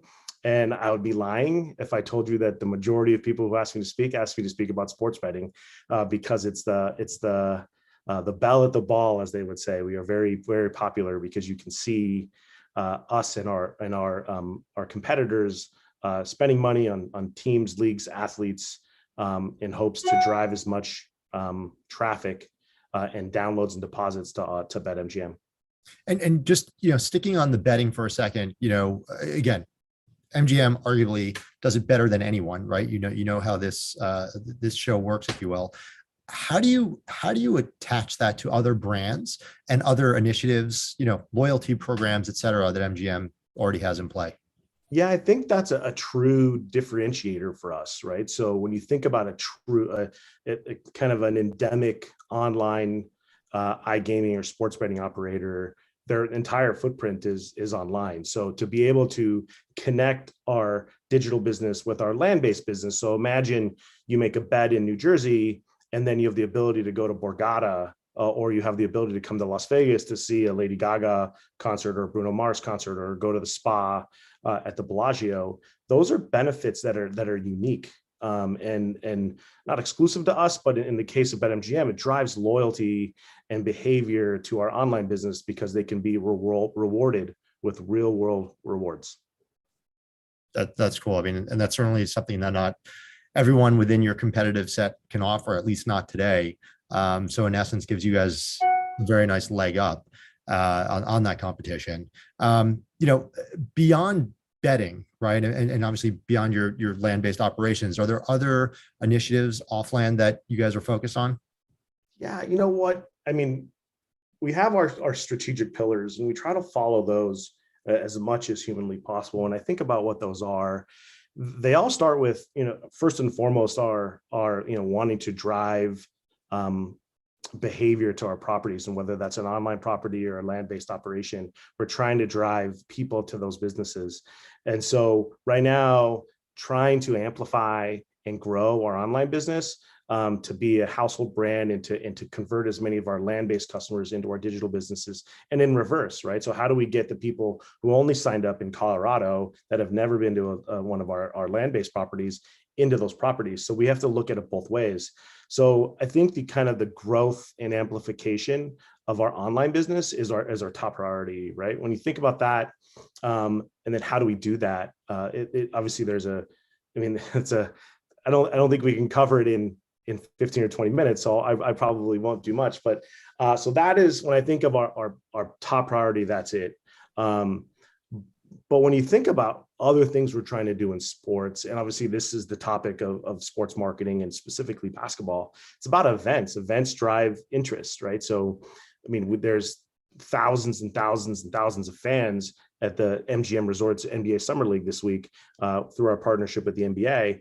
That is like, that drives people. And so when you get people in the market that haven't been there, and they're in a market where they do have legalized sports betting, you have the opportunity to introduce that product to them in market. So like I said, 13 states that we operate in, if they happen to be in for Summer League, there you have that chance to showcase your product and showcase both your digital product and your land-based product. So events like Summer League and events like the CONCACAF Cup, which I talked about, and then obviously with the emergence of all of the professional sports teams in market, the Raiders, the Knights, the Las Vegas Aces. We announced a National Lacrosse League team that will show up here in a couple of years. It just amplifies, driving visitation and events to Las Vegas and our regional properties, as well as expands our footprint from a sports betting perspective. So those are kind of I would call them the two pillars: driving events, and then getting adoption of our online business. The other stuff I would call part of our core focus is, obviously, we want to drive loyalty. Like anybody else, how do we continue to engage our best clients? And we do that through hospitality and experiences. We have a lot of really great partnerships, and we use partners like the NBA to get meet and greets, to make our most loyal customers get introduced to their favorite athlete, or to throw out a first pitch at a baseball game, or take batting practice. We just did it last week at Fenway Park. So to give our clients and our top customers, our most loyal customers, opportunity to those experiences is obviously an ongoing effort. It may not be something that is it's an ongoing process versus something that we strictly focus on a day-to-day basis, just part of our ecosystem. So those are probably the three most important things.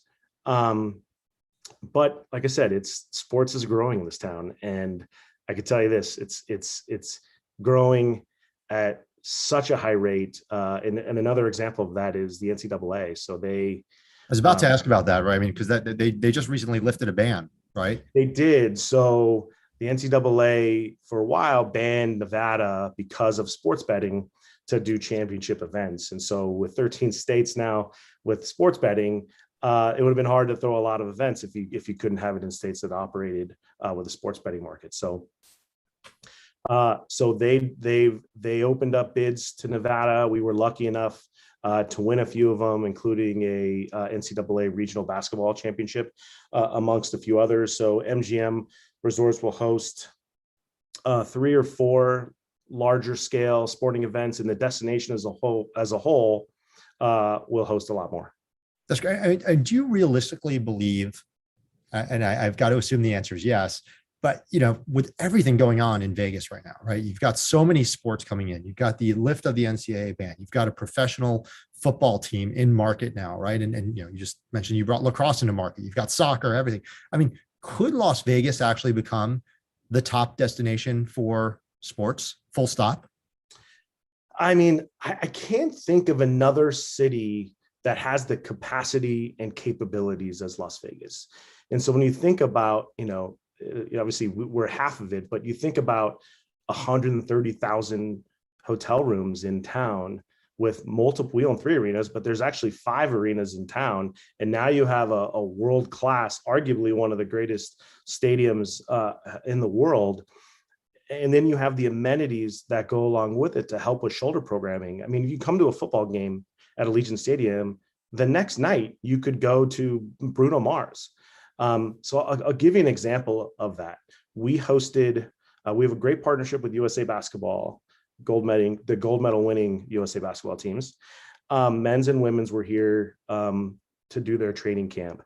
So on one day, I went to the USA Basketball versus Nigeria basketball game. I went to the first sold out event at Allegiant Stadium with Garth Brooks. You had Conor McGregor UFC fight. And then you had Bruno Mars that evening. So you had 4 events on the same day.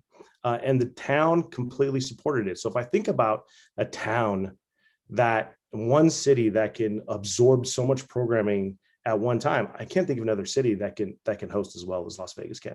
I mean, it's sounding to me like, is there a Summer Olympics in the future coming to Vegas?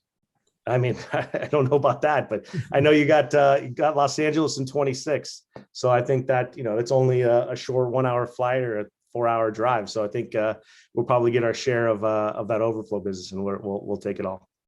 Let me ask you another question, tied back, and this is a bit of a curveball. And I also want to be respectful of time. So I don't know if the Brand Innovators is monitoring us, or we just keep going until they step in, which I'm fine to do.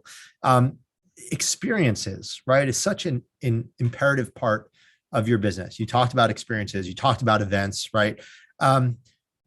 How we've all been impacted by the pandemic. I mean, as a media entity that has brands like Sports Illustrated, sports arguably was one of the most impacted sectors or industries, full stop. In the depths of the pandemic, I mean, sports stopped. That gives Sports Illustrated writers and all media companies that write about sports not a lot to talk about, right? So we all kind of powered through. We ourselves do a lot of events and experiential around different events. We have a huge event at the Super Bowl, for example. But we had to figure it out, right? Where experiences are such an integral part of what you do representing MGM, how has that impacted you, number one? And number two, how have you dealt with it, during this pandemic? And I guess a follow-up to that is, are you seeing it coming back, and are you concerned about, some of what's happening in the world as we speak today with it potentially, another wave? Yeah, it was like, I can't say that Las Vegas was not impacted by this. Our doors were not meant to close. And so to have to close down the strip with no locks on the door was an undertaking, and to see the Strip as quiet as it was incredibly humbling. But I think, I think that which was predicted is that Las Vegas was going to come back roaring, and it has. Look, I understand that we are still in the middle of a pandemic. We're not at the tail end of it. We are in the middle of it right now. But there are now control measures that we've taken in order to make sure that our employees and our guests are safe. And how do we provide those great experiences for them, which was your question, is we have to do that. And we don't look at experiences as just an event. We think that a retail experience is entertainment. We think that a food and beverage experience is entertainment. And so we have a variety of experiences that can be done safely, and that people are wanting. I mean, I'm one of them, right? I sat in my house like everybody else who's listening today for a long time and wanted to get out. And I think Las Vegas provides a safe opportunity to unwind and kind of get out in the open again. And we're taking all the steps necessary to provide an absolutely great experience for our guests, but in a safe way for both our employees and our guests. That's great. And I know, and actually, let me just mention, because I just got the 5-minute warning. If there is anyone in the audience that has questions for Lance or myself, you can, I believe, click or tap on the Q&A function on the screen, and I'd be happy to ask any questions on your behalf to Lance or myself. We had talked, I believe you guys had either full ownership or stake in a WNBA team, which you recently sold, right? That gives you another, major foot into the sports arena, pun intended, with T-Mobile and your other arenas. But you guys really are creating a moat of sorts, where you can own this space, at least in Vegas and potentially the other markets that you're opening up in. Are there any other plans to either invest in or potentially partner with other major sports entities? What's funny is, we talked about the Aces. We love them. Obviously, we bought them from San Antonio, moved them here, rebranded them, relaunched them, and they're arguably one of the best franchises in the league. We just hosted the WNBA All-Star Game just before the Olympic break. And so I started to think about all the basketball programming that we have here. And I'm going to look down for a second because there was so much I actually had to write it down. But between Summer League this week, in previous, pre-COVID, we hosted the G League Showcase, 2 times WNBA All-Star. We always typically host a Lakers preseason basketball game. And obviously we're the home of the Las Vegas Aces in an official training camp for USA basketball, both men's and women's. That's just professional basketball. And when you think about collegiate, just this year, we get Duke versus Gonzaga versus UCLA. We have other schools, UNLV, Michigan, Arizona, North Carolina, Ohio State, and Kentucky, all having basketball games in Las Vegas this year. So combine that with, you have UNLV, the Running Rebels, former national championships here. Las Vegas is a basketball town, and emerging as a sports town, because with Vegas Golden Knights and the Raiders as well. There's just a ton of programming, and we think there's more to come, and we welcome more. That's fantastic. Well, look, I believe our time is up. I'll defer to Ryan, but I've seen a couple Slacks or chats come in across my screen, so I just want to make sure I don't go over. But I will say, unless there are any other questions, really appreciate your time, Lance. It's amazing what you and MGM are doing. And, stay safe. I know we were talking the other day and you said you stepped outside and the smoke from California is actually starting to penetrate Nevada. So I hope that doesn't impact things in a negative way. But, what you guys are doing there is just incredible. We're all cheering for Vegas, and you certainly have a strong foothold and great opportunity ahead of you. So congratulations and thank you again for taking the time. Yeah, thank you, Avi. I appreciate the time, and it's been great getting to know you. You too. Thank you both. And Lance, you let us know when the Olympics is coming to Vegas. I would love to attend. That would be a lot of fun. It definitely is becoming a huge sports hub and a great place to do events like we're currently doing with the NBA right now, and future events as well. Well, you never know. Never know. We'll see. Cool. Thanks, Avi. Appreciate your time today. All right, guys. Thank you very much. Appreciate it.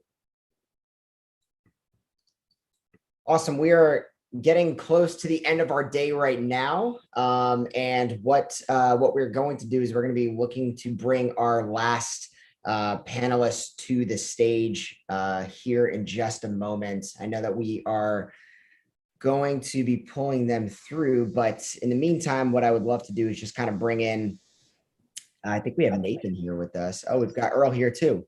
All right, cool. I'll make my introductions then and then turn it over to everyone for the end of the day. So great. We've got our terrific moderator, Nathan Elliott, the founder and CEO with Frontrunner Tech, here to join us today with Earl Watson, who's a former NBA player and assistant coach with the Toronto Raptors. And we should have one other gentleman coming in with us here in just a moment. But until then, Earl and Nathan, how are you? Doing well. How are you? Yeah, all is great. Thanks for having me. It's great. Glad to be here. This is an awesome way to cap off day two. We've had a lot of great content roll through. But I know we've got about 25 minutes until the day ends. So Earl and Nathan, I'd love to turn it over to you. And as Matt jumps in, let's bring him into the conversation. Sound good? Okay, sounds good. And Earl's actually tuning in live from Las Vegas, so he's not too far from a bunch of the people that are there today. Summer League is in full effect, and I just got a text from Matt Barnes. He's opening in now, so I'm going to jump into some intros. Good afternoon, everybody, to those tuning in live from Las Vegas, as well as those from around the world, to the Brand Innovators Sports Marketing Upfronts coming in live. I'm Nathan Elliott. I'm the CEO of Frontrunner Technologies, the startup that has now turned up into a scale-up business where we're turning the windows of empty real estate into dynamic and interactive content around the world in streetscapes ranging from here in Toronto all the way to Tokyo as of this week. So really exciting stuff. And I got to start with heartfelt congratulations to the entire program putting this together. It's been absolutely phenomenal. The intersection between arguably the best league in the world combined with some of the leading brands in the world has certainly been in education. So on topics ranging from sports betting to fan engagement to NFTs, I know it's been a certain education for me and looking forward to tuning in more through tomorrow for sure. So I guess the question that a lot of you asking is, why are the three of us here? And it started with a call from Brandon Gutman last week. He knew that the three of us are into some pretty spectacular projects right now. A film project called Blackmark that's looking at races in professional sports. Our technology companies that are just looking at the world a little bit differently. But in particular, Brand was focused on the great work that Earl's doing, obviously in the media landscape and the coaching landscape, and Matt as well. So the lens when we go into this 25 minutes is to, two former professional athletes that are just trying to make sense of the world around them, where the media landscape is changing quicker than they ever could have expected, but they're doing something about it.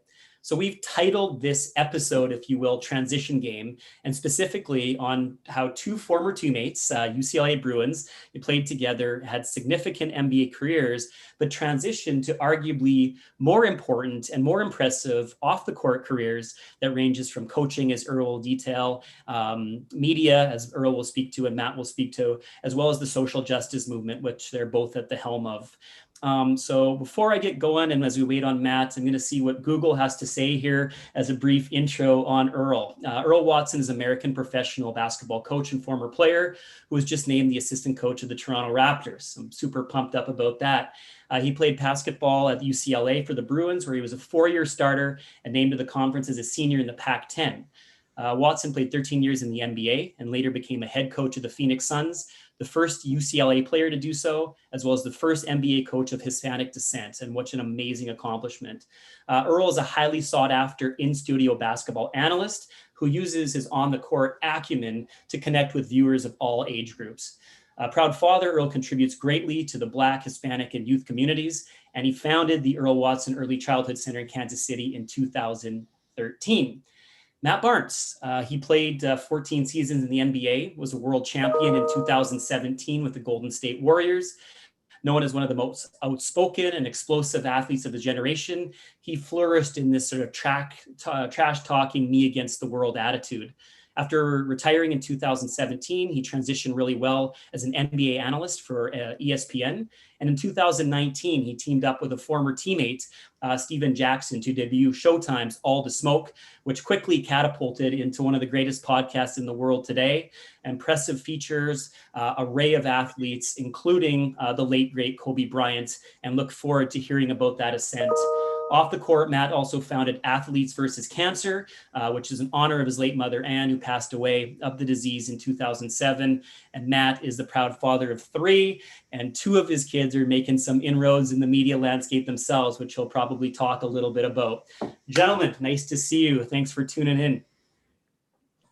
Hey, what's up, Nick? Earl, what's up? What's up, Matt? I know it's been a bit since you guys got to catch up, so I just thought I'd sort of break the ice and turn over to Matt. Matt, maybe talk a little bit about Earl, in a couple sentences. Earl Watson. I know you go back, a couple decades now. Just a few lines on Earl, and I'll have Earl do the same for you. Yeah, I mean, obviously, Earl and I connected in college. Hard-nosed point guard, similar to myself. We butted heads when we first met, but now has been a friend for over 20 plus years. Excited to see him continuing to grow. I think his niche is basketball. His IQ is off the charts, and he was finally rewarded with an assistant coaching job that'll hopefully turn into a head job within the next few years. And as far as business, we're actually working on a project right now to tell Earl's story, his AAU story, and how he grew up. So we're also collabing on a business end as well. So again, great friend. Wish him nothing but the best, and happy to be working with him. And one of the most dynamic minds in the game. Love tuning in, whether it's YouTube or et cetera, every time, Earl. And maybe I'll turn it around and speak to Matt for a minute here. Yeah, Matt is a paradigm shifter. He's a guy who took everything that he experienced in his past and he put into his present to create avenues of platforms of narrative and voice and insight, and unapologetically speaking for voices of people who don't have a voice. Amazing father.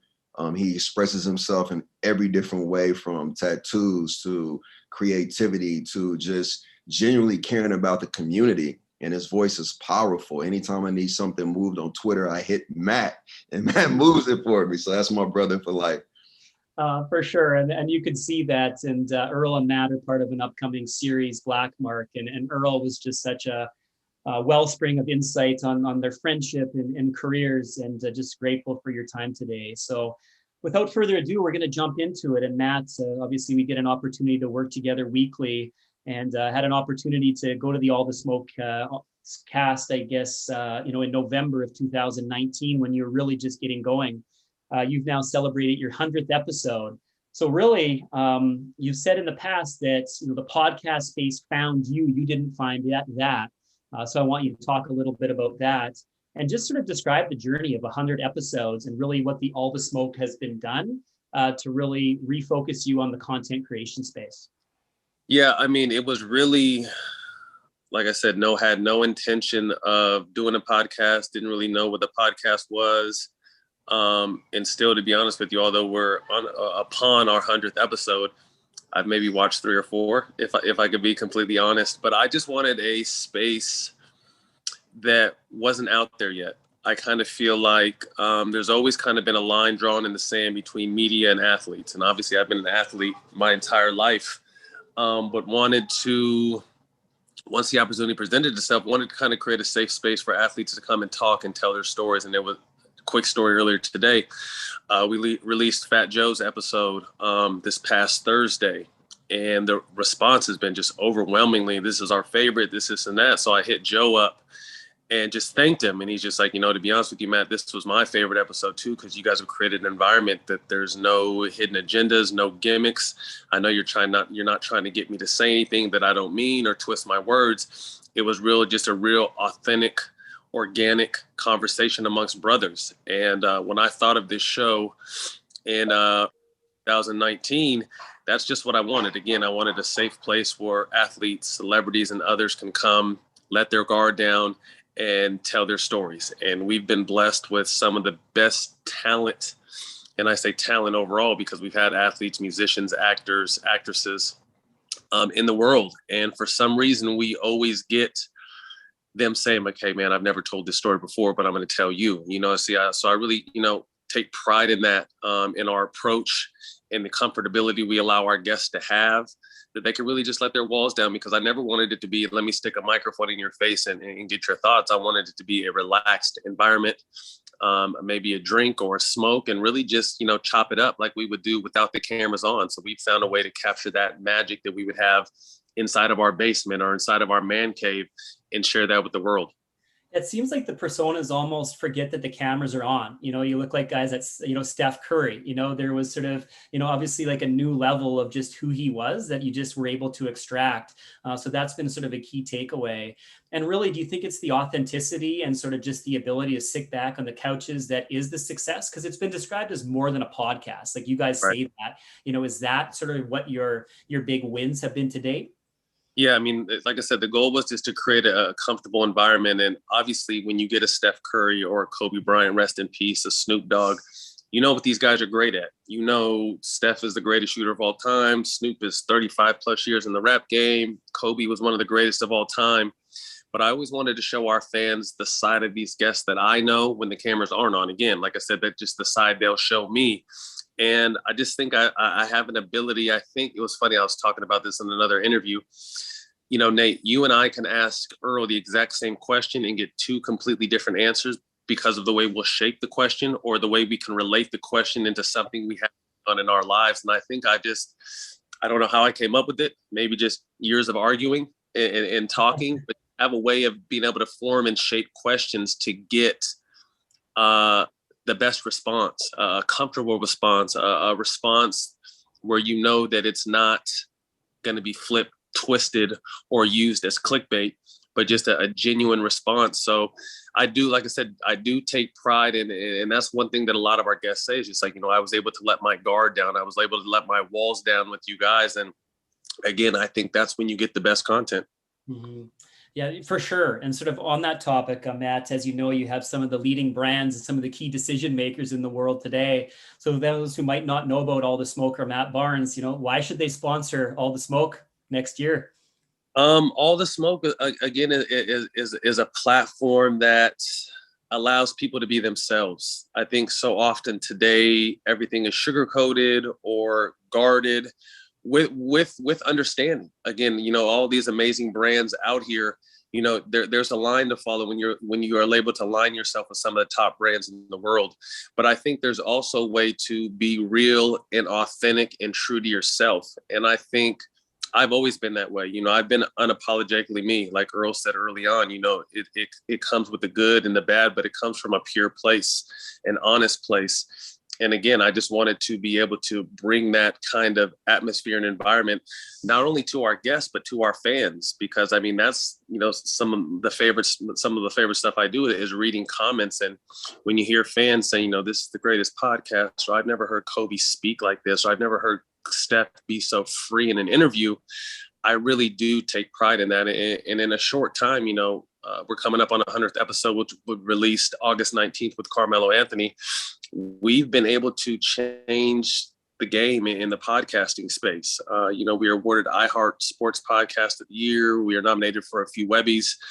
So, oddly enough, two guys that were quote unquote bad boys or thugs in the NBA have been able to make a smooth transition and be recognized not only in the sporting space. And one thing I do pride ourselves on is we stand firm in several different spaces. And there's always been this, shut up and dribble or stick to sports. But I think now more than ever in the past few years, it's, speak to what you know.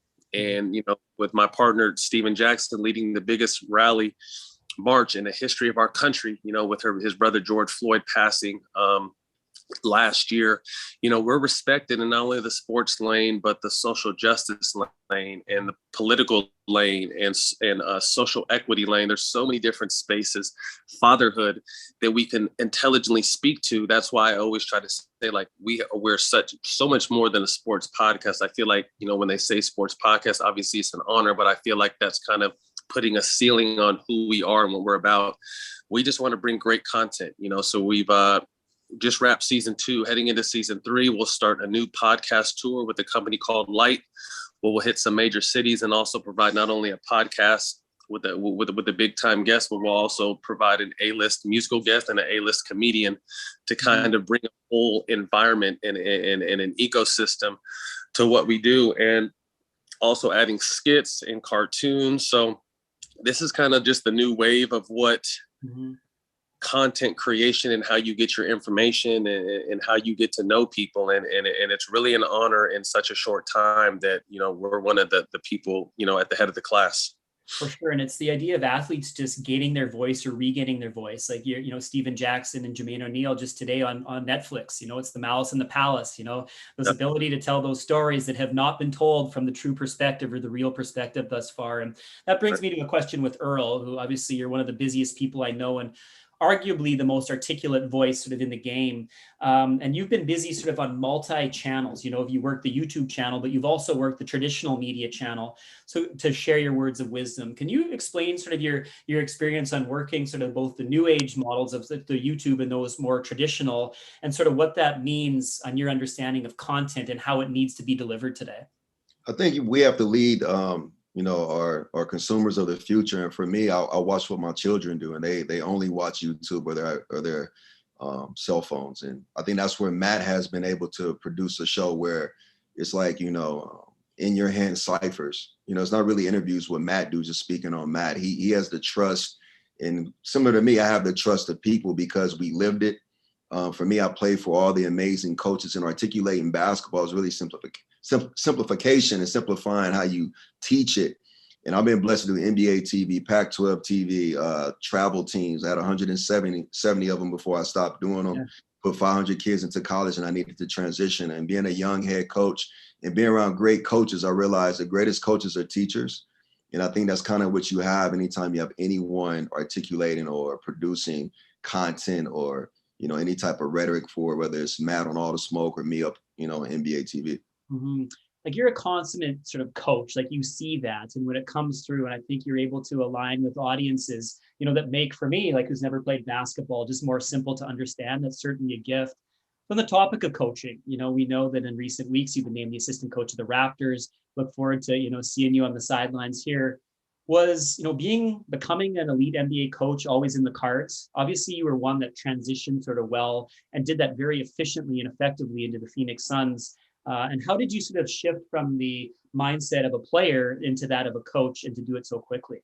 I've been very blessed to sit with a lot of coaches, and it started with Coach Wooden at UCLA, and I've always wanted to be like him.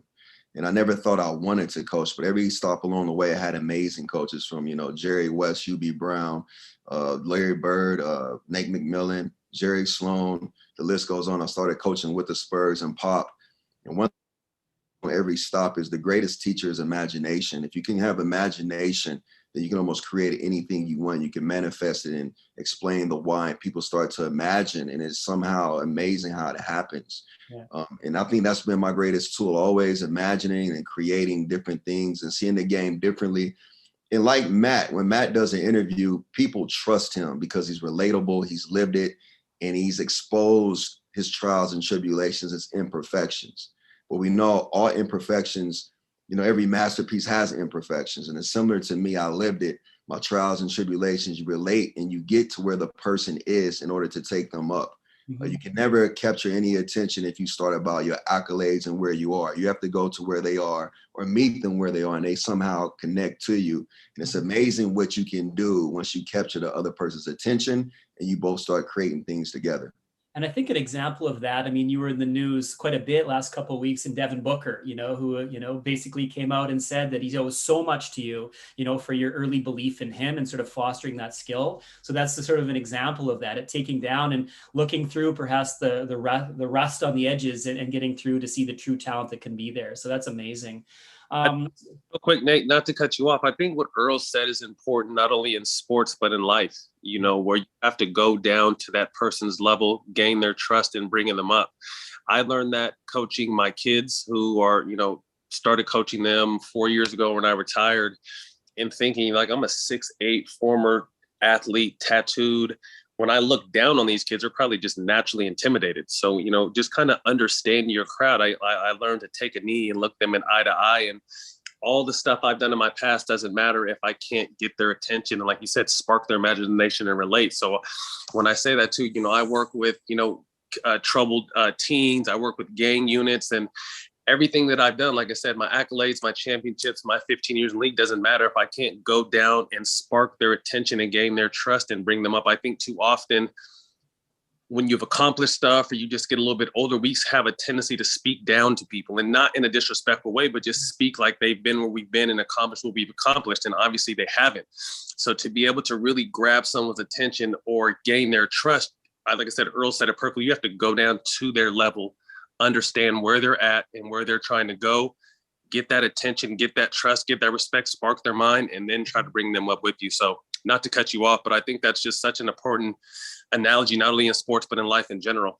For sure. I agree. And I think it, plays into sort of your sort of narrative of being misunderstood for a lion's share of obviously your career. You didn't go too many weeks without a fine or a suspension or, a TMZ headline.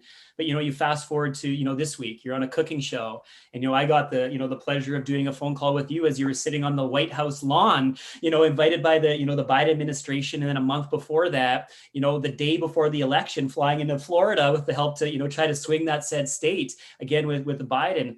How the hell does that happen, man? Like, how does that sort of change in relatively a short period of time where the now elect president of the United States sees that value of authenticity and truth and resonance with the populace? I think that, when Earl and I came into sports as kids through high school, college, and the majority of our career, there was only one voice that was really heard, and that was the media. So however they wanted to spin the narrative on you, and I always say a reputation is earned, whether good or bad. So I did some stuff, obviously, to get a name, but before it was only what the media said about you, and that's all that people really got to intake on you. We never really talked outside of small interviews. And, fast forward social media, and now super fast forward, we're in our post careers and we're able to tell our own stories, our own narratives, paint our own pictures. There's always been people telling our stories and granted, some of them have done a good job, but they haven't let alone walked a mile. They haven't even put our shoes on to really understand who we are. And for us, able to kind of shed stigmas of who people think we are. I always get pleasantly surprised when I'm in meetings or pitches and people and I have my excuse my language, but I have my shit together and I kind of see me talk and I start to win these people over with smiles and kind of a surprised look. And I really think a lot of that has to do with social media, because I was able to show who I was. Like Earl said, there's no skeletons in my closet. All my mishaps have been played out on TMZ, ESPN, you name it. I've been on there. So I've always tried to, obviously made some mistakes, but tried to learn from that. But just continuing to show people who I really am, the father, the philanthropy, the in the communities, the give backs, the foundation stuff. Everything I do, I've been blessed to, play a dream career. I got to make a bunch of money putting a ball in a hoop. You know what I mean? So I never take that for granted. But now that I'm done and I'm looking back, everything to me has a give back component. And I think that people start to shed he was a thug or a bad boy NBA image and really start to listen to me and see my kids and how I interact and the things I do. So, but still, with that said, some of the stuff surprised me. Nate, I talked to you, like I got a call from the Biden administration at like 8 a.m, and they said there's a private plane on the Van Nuys runway at 6:30. We need you to come to Florida. I'm like, for what? This is like literally the day before. I'm just like, for what? Yeah. There's no, Biden wants to talk to you because you have a certain demographic that, this campaign feels like they need. And I kind of had to pinch myself because I'm thinking, like, me, like the bad boy, the bad guy, the guy that's been in trouble and the guy that, is supposed to be a bad person. But the fact that, I was single-handedly pointed out, was told to hop on a flight within 12 hours to go, stand side by side by the president-elect who ended up turning into a president. Like I said, sometimes I still have to pinch myself because it's surreal. Exactly. And they just to piggyback off that, the foundation of us, we both went to UCLA. Yeah. So you think about the history of UCLA and how we were taught. We were taught to be paradigm shifters, from Jackie Robinson, Lou Alcindor, who became Kareem Abdul-Jabbar, Arthur Ashe, Ralph Bunche. But we came in a time where I call us the Tupac generation, right? We're all tatted, right? We just deliver it differently. Yeah. And what we realize is people think the culture is a certain race, but it's not. When people say the culture is imperfect people. And there's more imperfect people in the world, really 100%, whether they believe it or not, than it is perfect. And the imperfections that you deliver your craft is attractive now. Mm-hmm. People are relating to your imperfections and how you overcome, and the mindset of resiliency, and how Matt could become that person. And the core of Matt has never been that person, right? And the same with me, and we all have these trials and these journeys that we take. Mm-hmm. And people are more interested now in the journey than the destination. And I think that's where we've been able to catch. Matt's capture that demographic in media and creating his own media lane that didn't exist for Showtime. I've captured that just through the NBA, being one of the youngest head coaches to ever be, given that opportunity. And we are running with that. But at the same time, we always, when we need each other, we call on each other to produce forward. For sure. And I think it makes you relatable. Most of us, are going through, it's that sort of idea that, be kind because everybody's fighting a battle. And just sort of anyone that's going that sort of sees that, it resonates. And that's where I think sort of that uplift and uptakes is taking place. And I think that's what's made you champions in the social justice movement. Obviously, our world got turned upside down with George Floyd. And I know, Earl, you've played an important role in Los Angeles and in Kansas City on that front. And at this time, in the wake of the protest, we had major brands around the world that were very quick to lend their support and money, et cetera, to the Black cause to improve that. But, there's questions as to sort of how that's going. Do you have any opinion sort of on that in terms of what you would do to educate brands to stay true to their word and really focus on sort of delivering meaningful value, to the Black community? Diversify your decision makers. There's not enough money in the world you can give Black culture and you think it's enough. It's not. That doesn't work anymore. We want to see people who can hire people that look like us. We want to see people in the room so a brand doesn't have to come out and apologize for an ad that they put out that was socially, unacceptable. Like, we got to have people in the room who have different voices, and they're not just Black males, it's Black females, and it's other races as well, because we need to learn this. The cell phone and Steve Jobs created a true melting pot of the world. And never did we think that the cell phone with all the cool apps and the music and the FaceTime, and never did we think that this thing right here would change how we view social injustice. Without this thing, a lot of Black people do not feel safe. Now, whether we live to tell our story or not, we hope this catches our truth, because our truth needs to be told not just on a piece of paper by those in power, but that person who's actually victimized. And I think that's when you truly can have a movement in a brand. So when you come to a table, and if Matt or I come to the table and we don't see people who look like us with a voice of power, it's not believable. It's almost, I don't even want to be there, because you're basically gaming us. Don't game us. Like, once again, we went to UCLA. Like, we are a research institution, and we understand the value of having power. For sure. They used to say that the power of the pen is more mighty than the sword, but now the power of the type on our phone, it's a weapon, at the center sort of the Black cause, and that's such well put. And they said if Leonardo were to draw the Vitruvian Man today, it would firmly have a phone or a cell phone, in grasp, for that very reason. So, Earl, that's, significant sort of commentary for sure. A couple more questions. Hey, before we go to the next question, again, not to cut you off, because I think it's beautiful that these brands do want to, make an imprint in our community, want to give back, do want to help.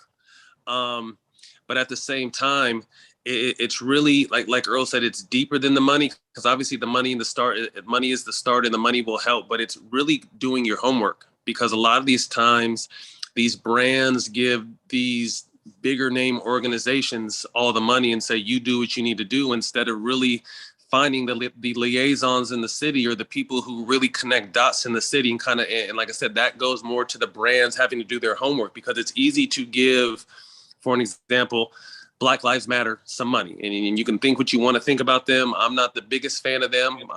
Black Lives Matter as a whole, the statement, but as far as the organization, I'm still on the edge of the fence, but they receive millions and millions of dollars every year to kind of represent us and our struggle, when there's people in these cities, in these communities that are actually doing more work. So again, obviously money is a great start. It's appreciated, it's needed, but I would ask these companies to take a step further and really do your homework on who in these cities, if we give this $2 million to, we know for sure that this is going to go to something good, because so often we hear these huge companies are 500 million, 100 million, this and that. And the communities don't see shit, excuse my language again, but they don't see any kind of turnover from what these companies are offering. And I think a lot of the times it's because they're giving them to the bigger name instead of the best people qualified to really help. And then another point that Earl said is diversify. You got to have people that look like the people you're trying to help on at the table. Because again, it just avoids a lot of stuff. We're able to help before you make the mistake. We're able to give you insight that, and sometimes you can't even blame people because they're not us. So you can't really expect them to know us or know how we think, that just like, I don't know how another race, down and really thinks and what they really know, because I'm not that. So I can't, we don't hold that against you, but what we hold against you is continuing to do the same old thing and have a boardroom filled with everyone who looks like you and talks like you and acts like you, instead of adding a splash of color and pizzazz and, oh, damn, he's a wild card, but he could really help us, And I think I've really found that over at Showtime, because I've been able to not only create the #1 podcast, now I have another TV show that I'm doing that they're going to launch at the end of the year, but then also been able to bring them business deals and kind of telling them like, hey, you guys are going this direction, but our culture doesn't speak to that. Let's take this small left right here and then bust that right. And man, all of a sudden now we have, 500,000 subscribers on Showtime Basketball YouTube, when we started, there was like 100.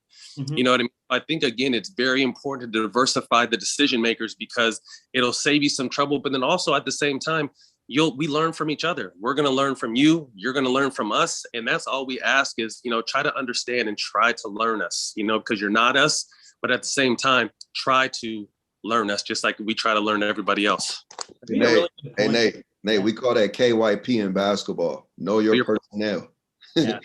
Yeah, exactly. And on that topic, and I think, and you sort of touched on it, Matt, that one of the important movements that we're starting to see is Blacks entering into the boardroom, right? So when you have equity, invested sort of decision-making stake and a seat at that table, for the longest time, it was a fight to get in the room. And that's what Kanye's been on about sort of big time, right? It's about meaningful equity.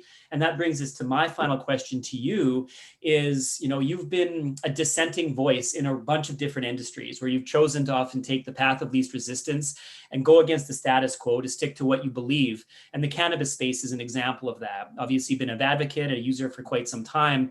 And we started to see a transition, in the NBA, in the league, in terms of what that sort of looks like. Do you have any commentary around that? And specifically the question, why now? I think it's great.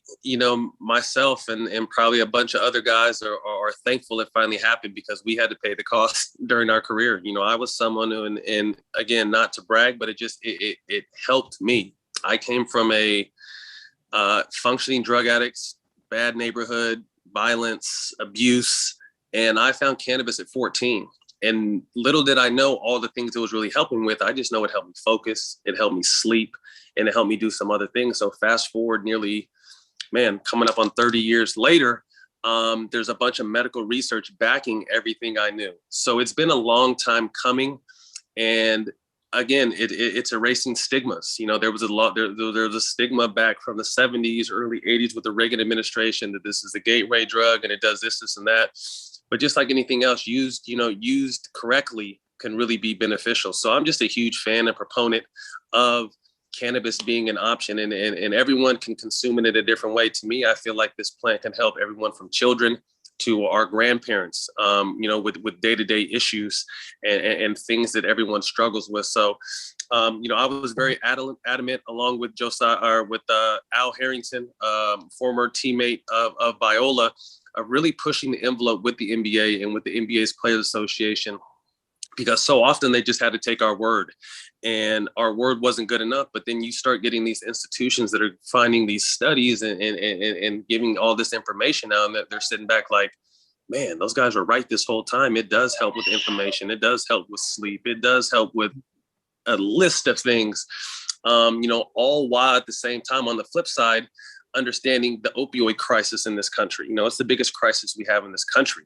And, obviously a lot of, we don't have to get into that, but, money plays a big part of it. But I'm just glad that these professional leagues are more open to the idea now and have actually done their own homework and own research, because I really feel like this plan, I said, again, it comes in several different forms, can really not only help professional athletes, but help the world. Yeah, for sure. Here. And thanks for that, Matt, because it's been, many years in the coming, and obviously you're well positioned to have, educated commentary on that for sure. Earl, one sort of final question before I turn over to both you to sort of close it up. So we're at this sort of inflection point in terms of the media, where those, that are sort of generating it, are of our generation. It's our age. You have the Shaquille O'Neals, the Matts, you have, those guys. But you have this new crop of, athletes that are come in that have an intense media lens. I think you're in a better position than anyone, because obviously you're active in the traditional and non-traditional media space. But what is it like the youth that are coming into the space, a couple of years in the NBA, that are looking on, realities outside of the game and how to leverage those media opportunities to grow their brand? I think media training is easy when you play in the NBA for so long, and we were blessed enough to play at a high level in college. You are constantly being interviewed, so you're constantly being prepared. And it's nothing like, it's one thing to go to class, it's another thing to actually be in the actual test every day, because anything can blow up with whether you say it right or wrong. And I think Matt is the trailblazer. I think network is going to take a back seat very soon, and everything that's not network is going to flourish forward. And creativity and authenticity is always going to be key. So be true to yourself. Understand when you're playing in the game as a player. Like, I can tell you one thing, Matt and I was privileged to have Coach Lavin, who made us create a 50-year life plan of not just basketball, but beyond basketball when we were 18. And whether we give him credit or not for that, it made us start to imagine and think what's next. And he put that in front of us early when we were just trying to find a way to get free food and hang out with the hottest girls or some of the coolest parties at school, right? And get homework in. So I think that is also key, like, setting those seeds and vision, putting those seeds in and understanding what's bigger. And if it wasn't for Matt, I think network would still be, established. But now I think network needs to create a different lens, to create different outlets, such as what Matt has done with All the Smoke. For sure. Well, thank you. And even I noticed yesterday that, Barstool Sports is looking at NBA or Major League Baseball alignments and how to showcase that. So it's really interesting. And it's sort of this exponential change that is just changing literally before our very eyes. To conclude, we got connected on a significant project that we're partners on, and that's Blackmark, that's looking at racism in professional sports. And I know you guys have an array of, projects underway that's looking at the topic of race in sport. So as the final question, why are these topics of looking at the Black experience as it relates to sport more important than ever before? So Matt, I'll turn it to you, and then to Earl for final words. You're on mute, bro. Sorry. I think the Black experience, not only in sports, but in life, has always been important, but it's just been swept on the rug or taken for granted. Even with the effect we have on culture, the world, we move culture, whether it be music, sports, entertainment. There's Black people that are at the head of all that, but it never really resonated. I think we've always been entertainment instead of being the ones entertained. So I think we kind of been taken for granted from that standpoint. But again, sports teaches you so many qualities that you can, use in a life setting. And I just think it's important now that we not the Black experience, but just everyone, minority experience overall, because to me, we're all in this together. You know what I mean? We want to be able to learn from each other. We want to be vulnerable. We want to be open to ideas that, again, just because you're white and you're not Black and you'll never be Black, that you should take some time to try to understand how we live or how we've lived or our upbringing. And the same thing with on the other side, I was fortunate to, again, be Italian and Black, but, my first 9 years of my life, I was around Black, Mexican, Asian. When I moved to Sacramento, it was the first time I was around white kids. And a quick story, like my parents always used to put me, although they were, functioning drug addicts, they always had the wherewithal that how important education was. So they were always putting me in these predominantly 98% white schools. And I'm just like, why can't I hang out with my friends from the neighborhood or the kids I play basketball with?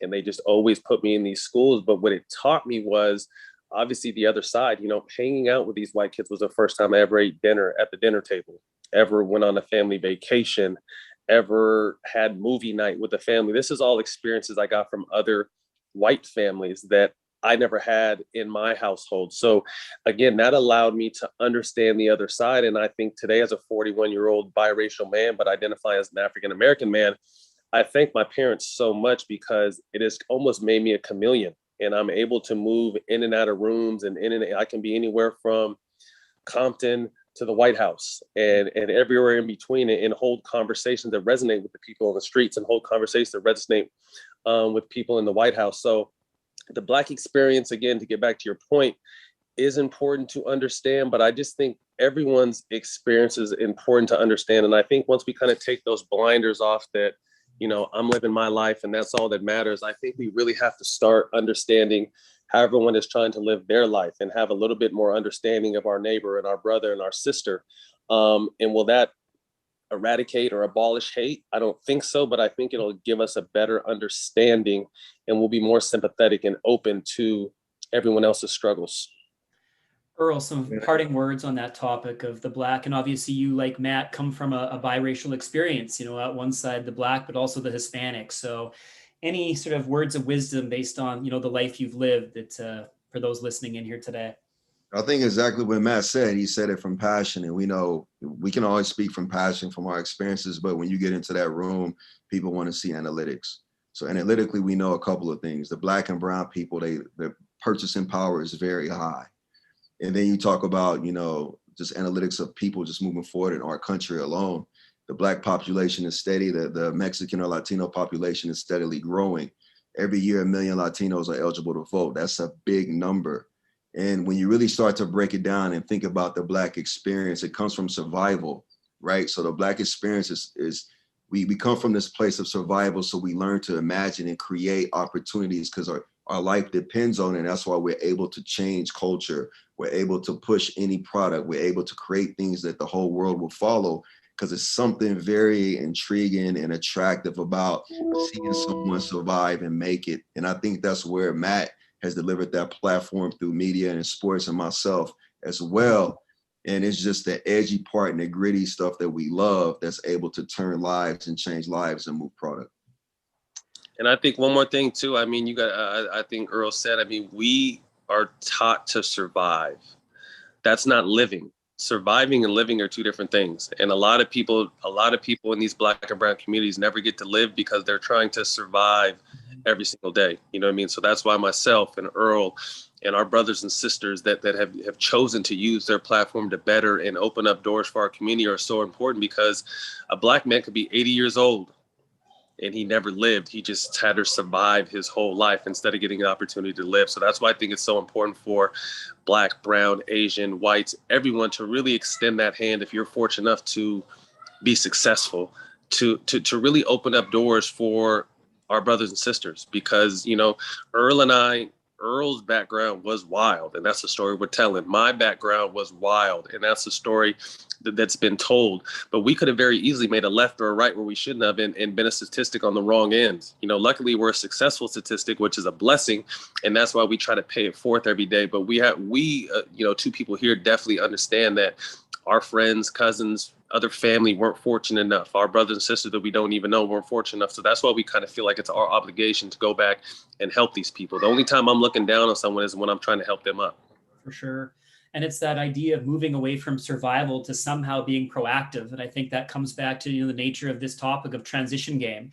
Obviously, you guys put together game plans. Some of it was unexpected, other just came to you, but you were able to now serve as an inspiration, to those who tune in to your podcast, that tune into your telecasts, and Earl now, a new generation and crop of players, to extol those virtues. So, on behalf of everybody at Brand Innovators, I want to take you for your team. I know, Earl, you're in the midst of two-a-days, and Matt, you're coming from the set at ESPN. That just speaks to significance of the platforms that you have to change the world.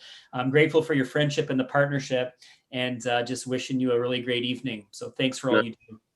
Nate, appreciate it. EJ, appreciate you. And then all the brands, those that tune in today, thank you guys very much. Again, you guys have a lot to do and a lot of power when it comes to really giving back and helping these communities. And obviously, again, like I said earlier, giving money is great, but really understanding where that money's going and doing a little bit of homework before you give that money, it'll go a lot further. So again, thank you guys for your time as well. For sure. Take care, all. Have a great night. All right, guys. Thanks, Matt. Thanks, Earl. Thank you, Nathan. Matt, good luck with the 100th episode coming up there with your podcast. Excited for that. And Earl, good luck with the upcoming season and everything you got going on this week. Thank you.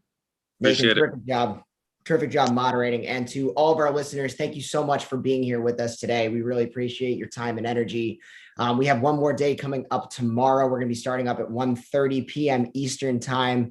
So we'd love to see you back here. And until then, have a terrific day, a terrific evening. And on behalf of Brand Innovators and our team here, we'll see you all tomorrow.